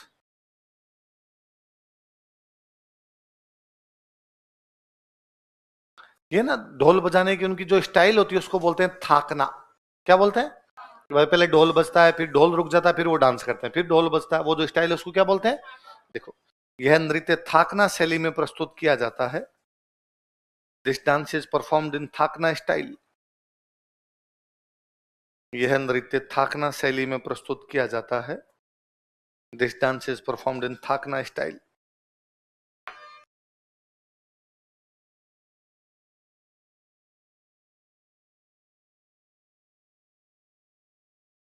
किस शैली में प्रस्तुत किया जाता है? थाकना शैली में प्रस्तुत किया जाता है। राजस्थान में एक मुख्यमंत्री हुए थे अपने जयनारायण व्यास, उन्होंने इसको खूब बढ़ावा दिया था। लिखो, राजस्थान के भूतपूर्व मुख्यमंत्री जयनारायण व्यास ने, राजस्थान के भूतपूर्व मुख्यमंत्री जयनारायण व्यास ने, Jainarayan Vyas former CM of Rajasthan, Rajasthan के भूतपूर्व मुख्यमंत्री जयनारायण व्यास ने, Jainarayan Vyas former CM of Rajasthan, भूतपूर्व मुख्यमंत्री जयनारायण व्यास ने इस नृत्य के कलाकारों को प्रोत्साहन दिया था। Promoted artist of this dance. इस नृत्य के कलाकारों को प्रोत्साहन दिया था। Promoted artist of this dance. अगला लिखो गुड़ला।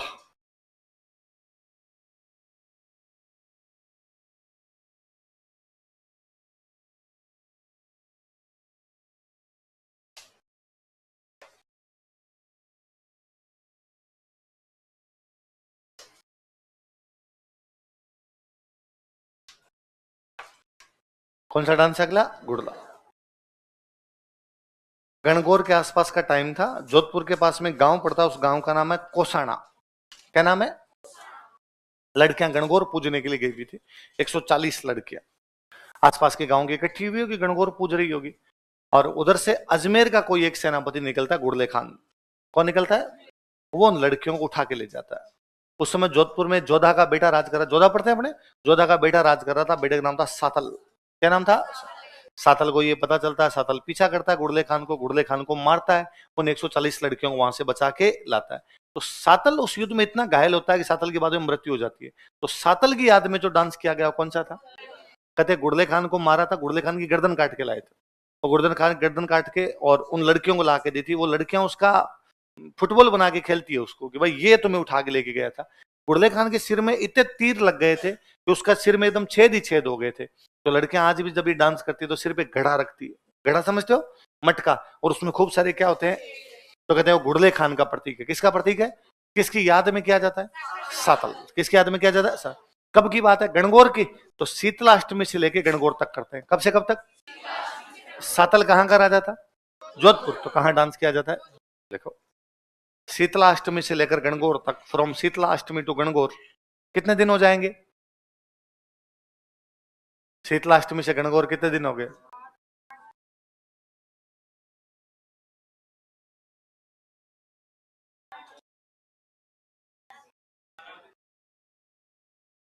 ग्यारह दिन हो गए भाई। शीतला अष्टमी 7 निकल गए, 15 होते हैं तो 8 तो वो बच गए। गणगौर तीसरे दिन आएगी तो 8 और 3 11। मेरे ये नहीं समझ में आता कल्चर कमजोर है कि मैथ्स कमजोर है।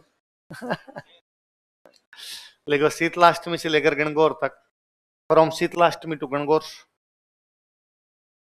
जोधपुर में महिलाओं द्वारा यह नृत्य किया जाता है। Women perform this dance in Jodhpur. Jodhpur में महिलाओं द्वारा यह नृत्य किया जाता है।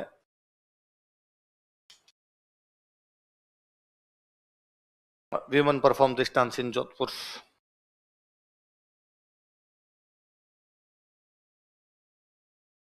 यह नृत्य जोधपुर के राजा सातल की याद में किया जाता है। This dance is performed in king Satal of Jodhpur. यह नृत्य जोधपुर के राजा सातल की याद में किया जाता है। This dance is performed in king Satal of Jodhpur.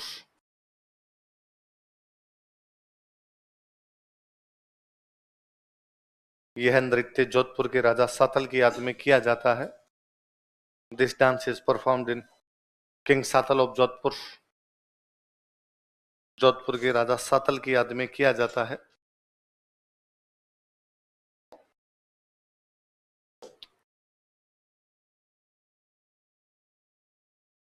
महिलाएं सिर पर छिद्रित मटका रखकर नाचती है। महिलाएं सिर पर छिद्रित मटका रखकर नाचती है। Women keep pierced pot on their head and perform dance. Women keep pierced pot on their head and perform dance. महिलाएं सिर पर छिद्रित मटका रखकर नाचती है।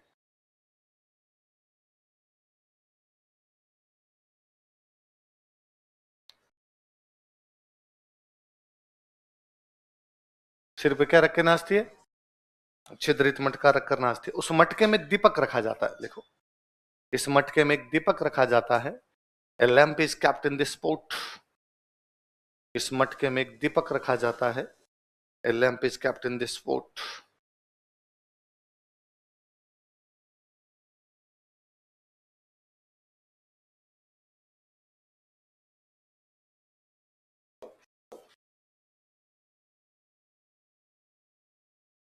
आपको याद हो तो एक नाम मैंने पढ़ाया होगा, कोमल कोठारी। पढ़ाया था क्या? रूपायन संस्थान किसके साथ मिलके पढ़ा था ना? एक ऐसे एक बड़े एक फेमस व्यक्ति में देवीलाल सामर। कौन में? देवीलाल सामर। एक और बड़े फेमस व्यक्ति में मणिशंकर गांगुली। कौन कौन? तीन नाम बोलो देखे। मणिशंकर गांगुली। इन तीनों ने इस नृत्य के कलाकारों को प्रोत्साहन दिया। किस किसने बताओ? लिख लो, ये तीनों लिख के आगे लिख लो। इस नृत्य के कलाकारों को प्रोत्साहन दिया था। Promoted artist of this dance.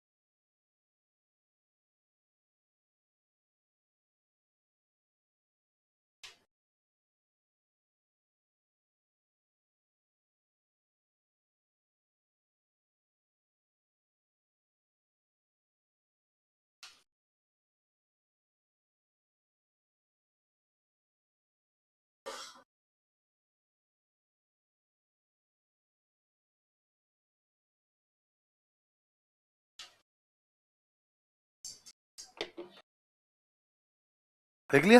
कौन कौन नाम बताओ दोबारा। चलो अगला लिखो, गिंदड़।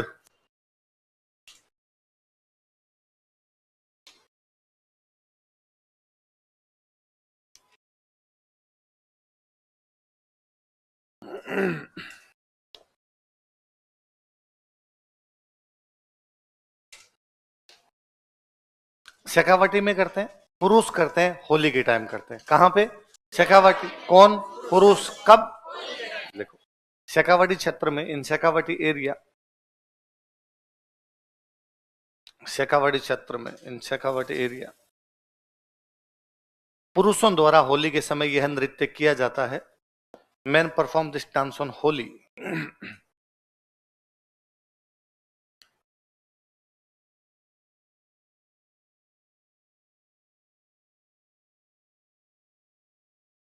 पुरुषों द्वारा होली के समय यह नृत्य किया जाता है। Man perform this dance on Holi. किसके द्वारा किया जाता है? पुरुषों द्वारा। कब किया जाता है? होली के समय। कौन सा डांस? कौन सा? गोल घेरे में डांडिया होता है, डांडिया। बस वैसा ही डंडों को टकराते हुए नृत्य करते हैं। लिखो, एक गोल घेरे में, इन ए राउंड सर्किल, एक गोल घेरे में, इन ए राउंड सर्किल। पुरुष हाथों में लकड़ी के डंडे लेकर नृत्य करते हैं। Man keep wooden sticks in their hand and perform dance. पुरुष हाथों में लकड़ी के डंडे लेकर नृत्य करते हैं।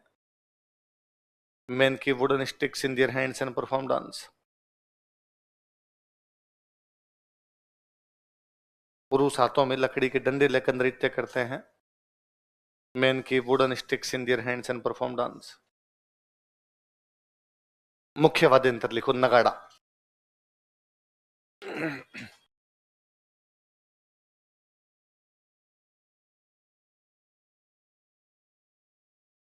तो बीच में नगाड़ा बजता रहता है, साइड में वो डंडे लेके डांस करते रहते हैं। महिलाएं भाग नहीं लेती, केवल पुरुष करते हैं। पर कुछ पुरुष महिलाओं के कपड़े पहनते हैं। कुछ पुरुष जो होते हैं वो स्वांग रचते हैं, महिलाओं के कपड़े पहनते हैं। उन पुरुषों को बोलते हैं गणगौर। क्या बोलते हैं? या लोकल भाषा में कहते हैं मेहरी। जो पुरुष महिलाओं के कपड़े पहन के नाचते हैं उनको क्या बोलते हैं? गणगौर या मेहरी। लिखो, कुछ पुरुष महिलाओं के कपड़े पहनकर नाचते हैं। Some men wear female costume and perform dance. कुछ पुरुष महिलाओं के कपड़े पहनकर नाचते हैं।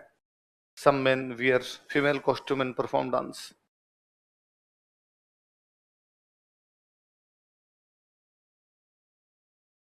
जिन्हें गणगौर या मेहरी कहा जाता है, who are known as Gangaur और मेहरी। जिन्हें गणगौर या मेहरी कहा जाता है, who are known as Gangaur और मेहरी।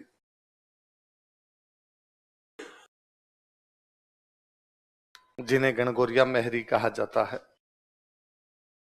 अन्य वाद्यंत्र लिखो, चंग और डफ।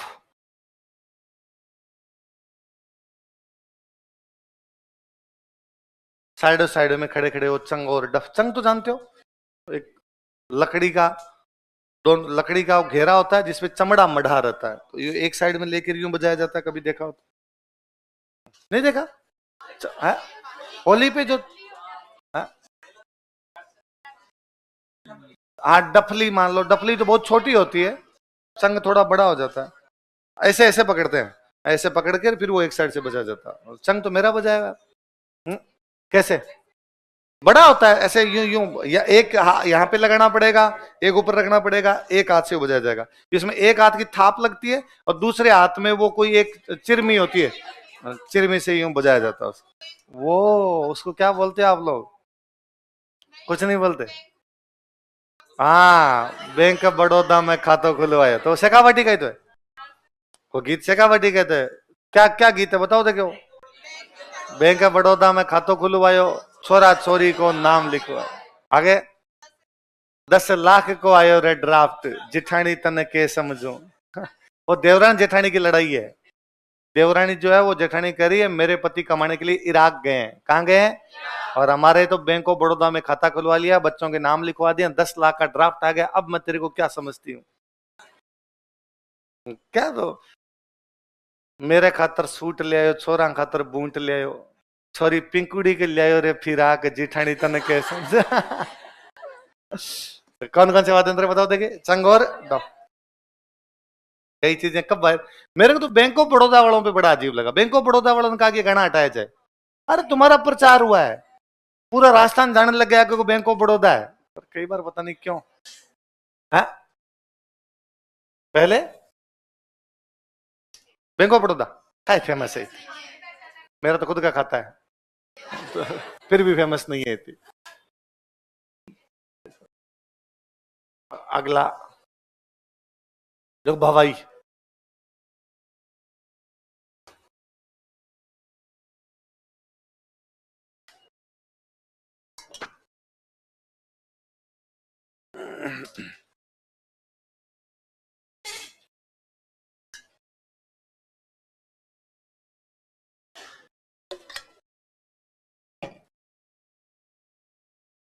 मैं कल आईएएस वाले बेस में बात कर रहा था, तब मैं उनको बता रहा था कि हम कोरोना के आने से पहले हमें यदि कोई कह देता कि ऑनलाइन आ जाओ, खूब लोगों ने कहा हमें कि स्प्रिंग बोर्ड को ऑनलाइन भी पढ़ाना चाहिए, और हम बड़ा उसका मजाक उड़ा दिया करते। ऑनलाइन क्या की पढ़ाई होती है? पढ़ाई एक ही है, उपनिषद। गुरु के समीप निष्ठा पूर्वक बैठकर पढ़ने कोई पढ़ाई कहा जाता है, इसके अलावा कोई पढ़ाई। लोग अपने लॉजिक भी देते हैं कि सर एक व्यक्ति मान लो एसएससी की तैयारी कर रहा था, वो सिलेक्ट हो गया, बेंगलोर पोस्टिंग हो गई, पढ़ने में अच्छा है, अब वो आरएस बनना चाहता है, कैसे करे आपकी कोचिंग? ऑनलाइन लोग पढ़ लेगा। सर एक फौजी है, उसकी पोस्टिंग कश्मीर है, वो तैयारी करना चाहता है, उसको लगता है मैं तैयारी करूं। एक हाउसवाइफ लड़की है, बीए करने के बाद घर वालों ने शादी कर दी, पर उस ससुराल में उसको टाइम मिल जाता है पढ़ने का, पर ससुराल वाले करें वहां जाके नहीं पढ़ने देंगे, घर पे बैठ के पढ़ ले, यदि ऑनलाइन कोर्स होगा ले लेगी। पर हमें फिर भी लगता है कि ना ना, ऐसा कुछ भी होता नहीं है, जो होगा वो ऑफलाइन नहीं होगा, ऑनलाइन नहीं होगा।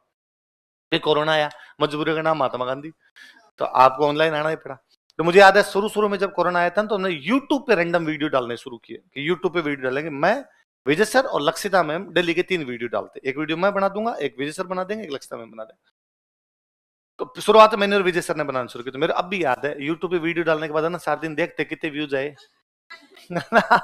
मैं दूसरे दिन विजय सर का मेरे वाले पे ज्यादा है, आप वाले पे कम है। विजय सर टेक्निकल आदमी, उन्होंने तीसरे दिन देख के कहा कि तेरे वाला वीडियो पता है किसने देखा?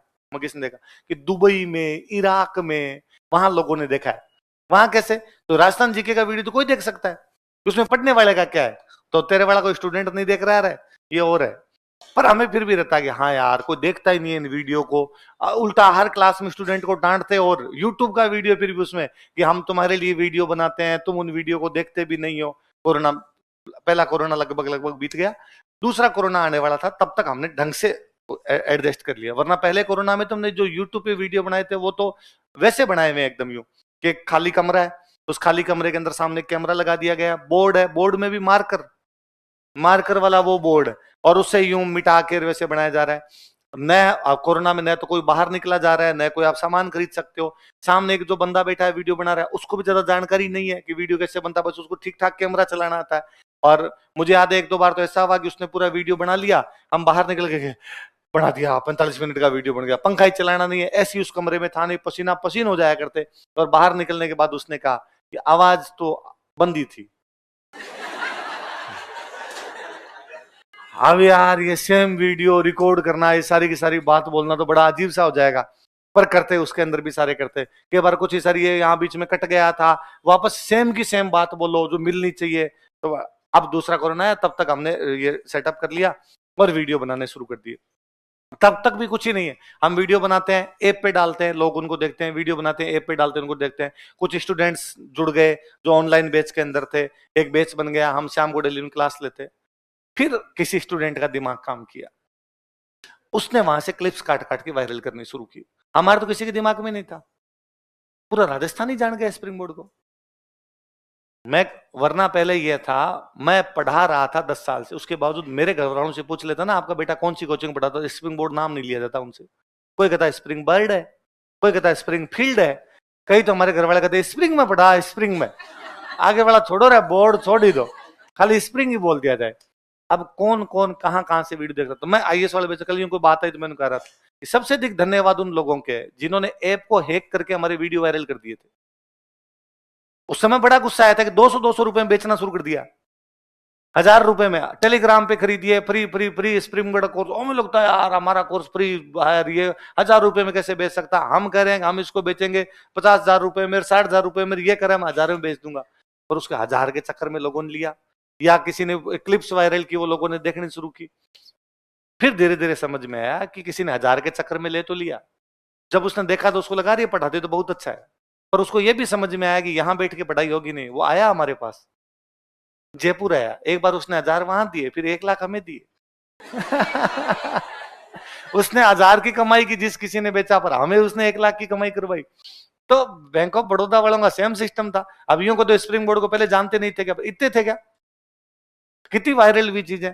पर बैंक ऑफ बड़ौदा ने बाकायदा उसके ऊपर यूं चार्ज वार्ज लगाए, कैसे किया, क्योंकि मेरे नाम से इतने सारे अकाउंट चलते होंगे, तो वो फेमस ही कर रहे हैं। जब तक नेगेटिव नुकसान ना पहुंचाए, तो बैंक ऑफ बड़ौदा का नेगेटिव थोड़ी कर रहा था। आप मेरे को कोई नेगेटिव, भाई मेरी कोई ऐसी फोटो लगाई जाए जिसमें 2 बंदूकें इधर रखी हुई हैं, सामने मुजरा हो रहा है, तो मुझे लगेगा अरे यार एआई से बना दी, मेरी ऐसी वीडियो क्यों लगा दी, ये कर दिया वो कर दिया। पढ़ाते हुए तो बना रहे हैं, क्लास में पढ़ा ही रहा था ना, बच्चे देख रहे थे ना, लगा दिया, उस बच्चे ने लगा दिया, क्या उसने वायरल ही किया, इसमें क्या गलत था है? फेमस इतनी फेमस थोड़ी थी। तो फिर है, तुम बैंक ऑफ बड़ौदा में काम करते हो क्या? हाँ, असली दिक्कत वो है, तो उनको कहो सर्विस सुधारे, धमकी करे थोड़ी। हाँ हाँ, नहीं तो मैं खाता चेंज करवाने वाला हूँ, और 5 खाते हैं, 500 चेंज करवाऊंगा, फर्जी सर्विस देते हैं। ठीक है, हाँ तो उतनी अच्छी नहीं मिल रही जितनी अच्छी मिलनी चाहिए सर्विस, फिर मैं ढंग से प्रचार कर दूंगा। नहीं वो होना ये चाहिए था, सॉरी नहीं फर्जी नहीं दे रही, अच्छी दे रही है सर्विस एकदम, है ना। बैंक ऑफ बड़ौदा को उस व्यक्ति को बुला के सम्मानित कर देना चाहिए था। मैं यदि बैंक ऑफ बड़ौदा में कोई भी कर्मचारी ऐसी पोस्ट पर होता जो डिसीजन ले सकता था, उनको बुला के सम्मानित करता। भैया आप तो ब्रांड एम्बेसडर हो हमारे। अरे वायरल किया आपने, कितनी कितनी चीजें कहां कहां तक पहुंचाई। मेरे को आज भी खूब सारे लोग ऐसे मिलते हैं जिनका पढ़ाई से कोई लेना देना नहीं है दूर दूर तक, लेकिन फिर भी वो किसी एक क्लिप का कोई एक डायलॉग उनको याद है। मेरे को, अरे सर आपने वो बोला था, बोलता मैं भूल गया हूं ये मैंने कब बोला था। पर उस किसी आदमी को पढ़ा है, उसने क्लिप देखी है, उसने कोई वीडियो देखा है। यदि वो वायरल ना हुआ होता, उस आदमी का मेरा आपस में क्या लेना देना है, कोई लेना देना नहीं। दूर असम में किसी यूनिवर्सिटी के अंदर कुछ राजस्थानी बच्चे रहते हैं, वो राजस्थानी बच्चे वहां कोई कार्यक्रम करते हैं, मेरे पास फोन आता है कि एक वीडियो बना के भेज दो ताकि राजस्थानी लोग यहाँ पे ज्यादा से ज्यादा जुड़े। जॉर्जिया में राजस्थान के लोग कोई कार्यक्रम करते हैं, मेरे पास मैसेज आता है कि एक वीडियो बना के भेज दिया जाए ताकि राजस्थान लोग ज्यादा से ज्यादा जुड़े। क्या है ये, कुछ वायरल क्लिप का है। तो ना मैं जिंदगी में भी उन जॉर्जिया के लोगों से कब मिलता जो वहां राजस्थान के रहते हैं, मैं जीवन में भी कब किसी राजस्थानी से उससे जाके मिल सकता था जो राजस्थान से बाहर रहते हैं। और वीडियो वायरल हुए तो उन लोगों से जुड़े, फिर आपका कनेक्शन जुड़ता है, उनको लगता है आप और वो सेम पिच पर, जैसी बात आप करते हो वैसी बात वह सोचता है। वह बोल नहीं पा रहा, बाकी सोचता वही है। आपको एक साधन मिल गया इसलिए आप बोल पा रहे हो। बैंक ऑफ बड़ौदा को जाकर कहना सर्विस सुधारे और जिस व्यक्ति ने गाना वायरल किया उसको सम्मानित किया जाए। ठीक है, दोनों बात। और बता दो, आप बता दो।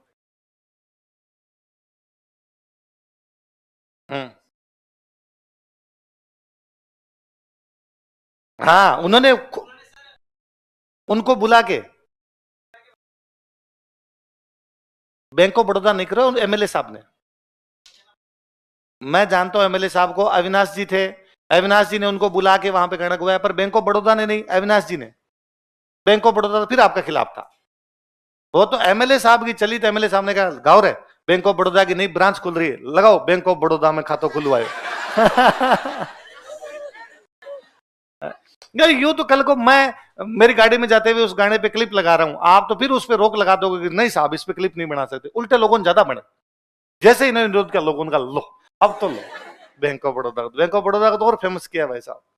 चलो, पर फिर भी आप कह रहे हो पहले से फेमस था, तो मान लेते हैं पहले से फेमस था। चलो कौन सा लिखा है बताओ भाई। भवाई बेसिकली गुजरात का डांस है। कहां का डांस है? गुजरात। पर गुजरात का टच करता हुआ जो अपना राजस्थान है, दोनों साइड में, अपनी साइड में उधर वाले में भवाई जनजाति, तो भवाई जनजाति के लोग रहते हैं, भवाई जनजाति के लोगों द्वारा डांस किया जाता है, इसलिए डांस का नाम ही क्या हो गया? भवाई। लिखो, गुजरात के सीमावर्ती क्षेत्रों में, in adjoining area of Gujarat, Gujarat के सीमावर्ती क्षेत्रों में, in adjoining area of Gujarat,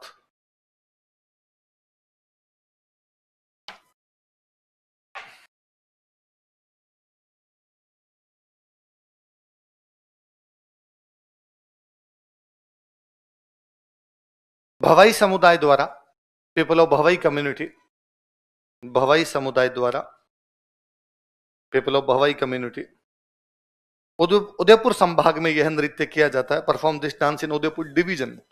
भाई अपना टच तो वही करेगा ना, उदयपुर वाला इलाका है। उदयपुर संभाग में यह नृत्य किया जाता है। Perform this dance in Udaipur division. Udaipur संभाग में यह नृत्य किया जाता है।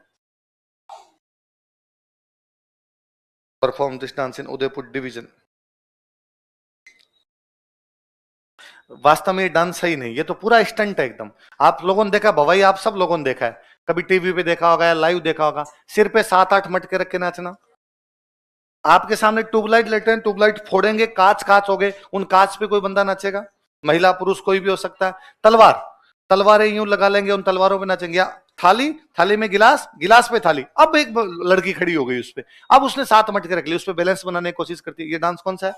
देखो, इस नृत्य के दौरान कर्तव्य अधिक दिखाए जाते हैं। More stunts are performed while dancing. इस नृत्य के दौरान कर्तव्य अधिक दिखाए जाते हैं। More stunts are performed while dancing.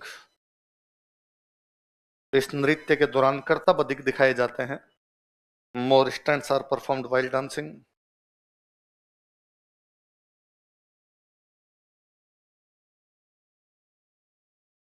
जैसे क्या क्या कर्तव्य लिखो। जैसे एक दो उदाहरण लिख लेते हैं ना, लिखो, सिर पर 7-8 मटके रखकर नाचना। Keep 7 pots on head and perform dance. सिर पर 7-8 मटके रखकर नाचना। Keep 7 pots on head and perform dance. कांच के टुकड़ों पर नाचना, dancing on pieces of glass. कांच के टुकड़ों पर नाचना, dancing on pieces of glass.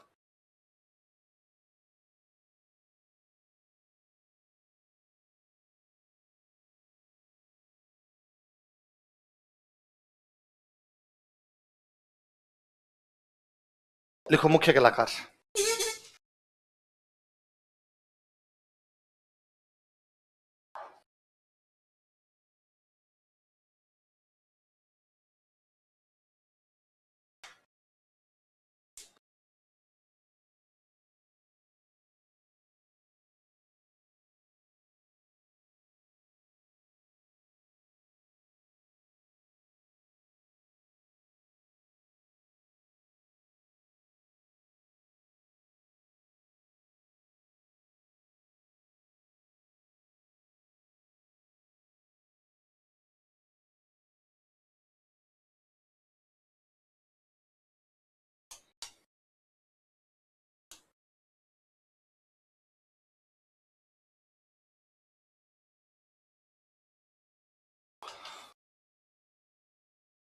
हाँ हाँ, कोई कर लेता है। लिखो कौन कौन है, बोलो देखे। रूप सिंह, तारा शर्मा, दयाराम, कृष्णा। इनको देख लगता है तो बोवा ही नहीं है। कोई भी कर रहा है, इसका मतलब ये प्रोफेशनल डांस है। कैसा डांस है? लिखो, यह एक व्यावसायिक लोक नृत्य, it is a professional dance. यह एक व्यावसायिक लोक नृत्य है, it is a professional folk dance. आपको और मेरे को आए तो अपने नाचे बोले। यह एक व्यावसायिक लोक नृत्य है, it is a professional folk dance. और ये तो अपने कॉलेज के एनुअल फंक्शन वगैरह में लड़कियां करती है, ये मटके रखने वाला नहीं है। तो अगला लिखो, चरी।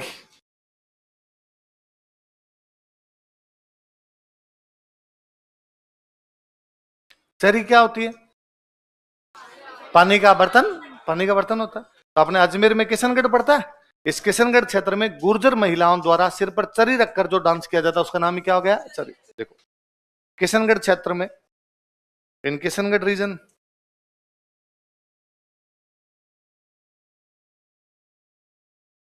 किशनगढ़ क्षेत्र में, इन किशनगढ़ रीजन गुर्जर महिलाओं द्वारा यह नृत्य किया जाता है। Gurjar women perform this dance. Gurjar महिलाओं द्वारा यह नृत्य किया जाता है। Gurjar women perform this dance.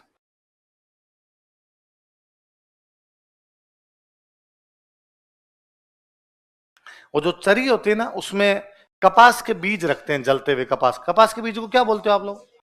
बिनोले, कांकड़े। तो वो जो कपास के बीज होते हैं उनको जलते हुए कपास के बीज रखे जाते हैं। लिखो, चरी में कपास के जलते हुए बीज रखे जाते हैं।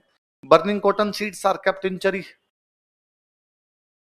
चरी में कपास के जलते हुए बीज रखे जाते हैं। Burning cotton seeds are kept in चरी।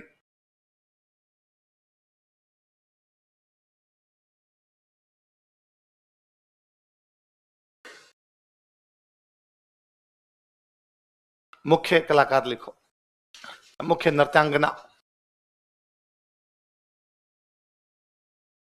फलकूबाई।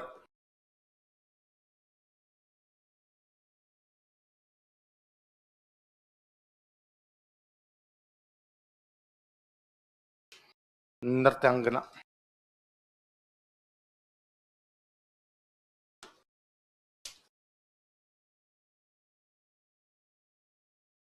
क्या होता है नृत्यांगना का मतलब? क्या होता है? नाचने वाली महिला। अंगना, अंगना का मतलब क्या होता है?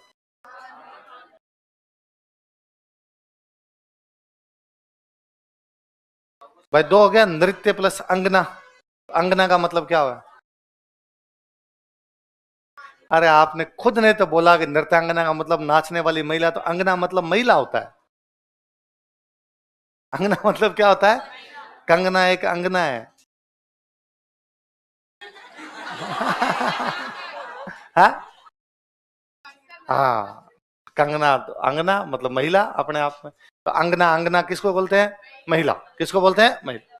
तो ध्यान रखना, आगे सब जुगम पढ़ोगे उनमें काम आएंगे। एक अंगना का मतलब महिला, एक अंगना जब चंद्र बिंदु लग जाता तो आंगन, तो आंगन अलग, ये अलग, तो ये हो गया बच्चा। अगला लिख लो, एक लिखो पेंजन।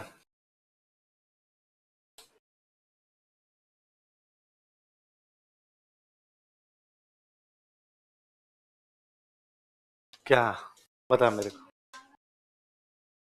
नृत्यांगना फलकूबाई है। नृत्यांगना कौन है? सरी डांस की नृत्यांगना का नाम फलकूबाई। वो कह रही नृत्यांगना लिखना था कि नहीं लिखना था? लिखना था भाई नृत्यांगना। आगे पेंजन। वागड़, वागड़ में किया जाता है दीपावली पर करते हैं, पुरुष करते हैं। लिखो वागड़ क्षेत्र में, इन वागड़ एरिया, लेडीज नहीं नाचती, सब पुरुष नाचते हैं, महिलाएं नचाती है। कौन सा बादशाह का गाना ना, उसे हमें नाचने का शौक था और उसे नचाना आता था। देखो वागड़ क्षेत्र में, इन वागड़ एरिया, पुरुषों द्वारा दीपावली पर यह नृत्य किया जाता है। Man perform this dance on Deepawali.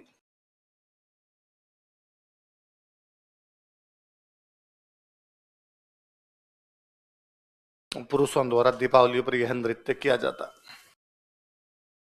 अगला लिखो धाड़।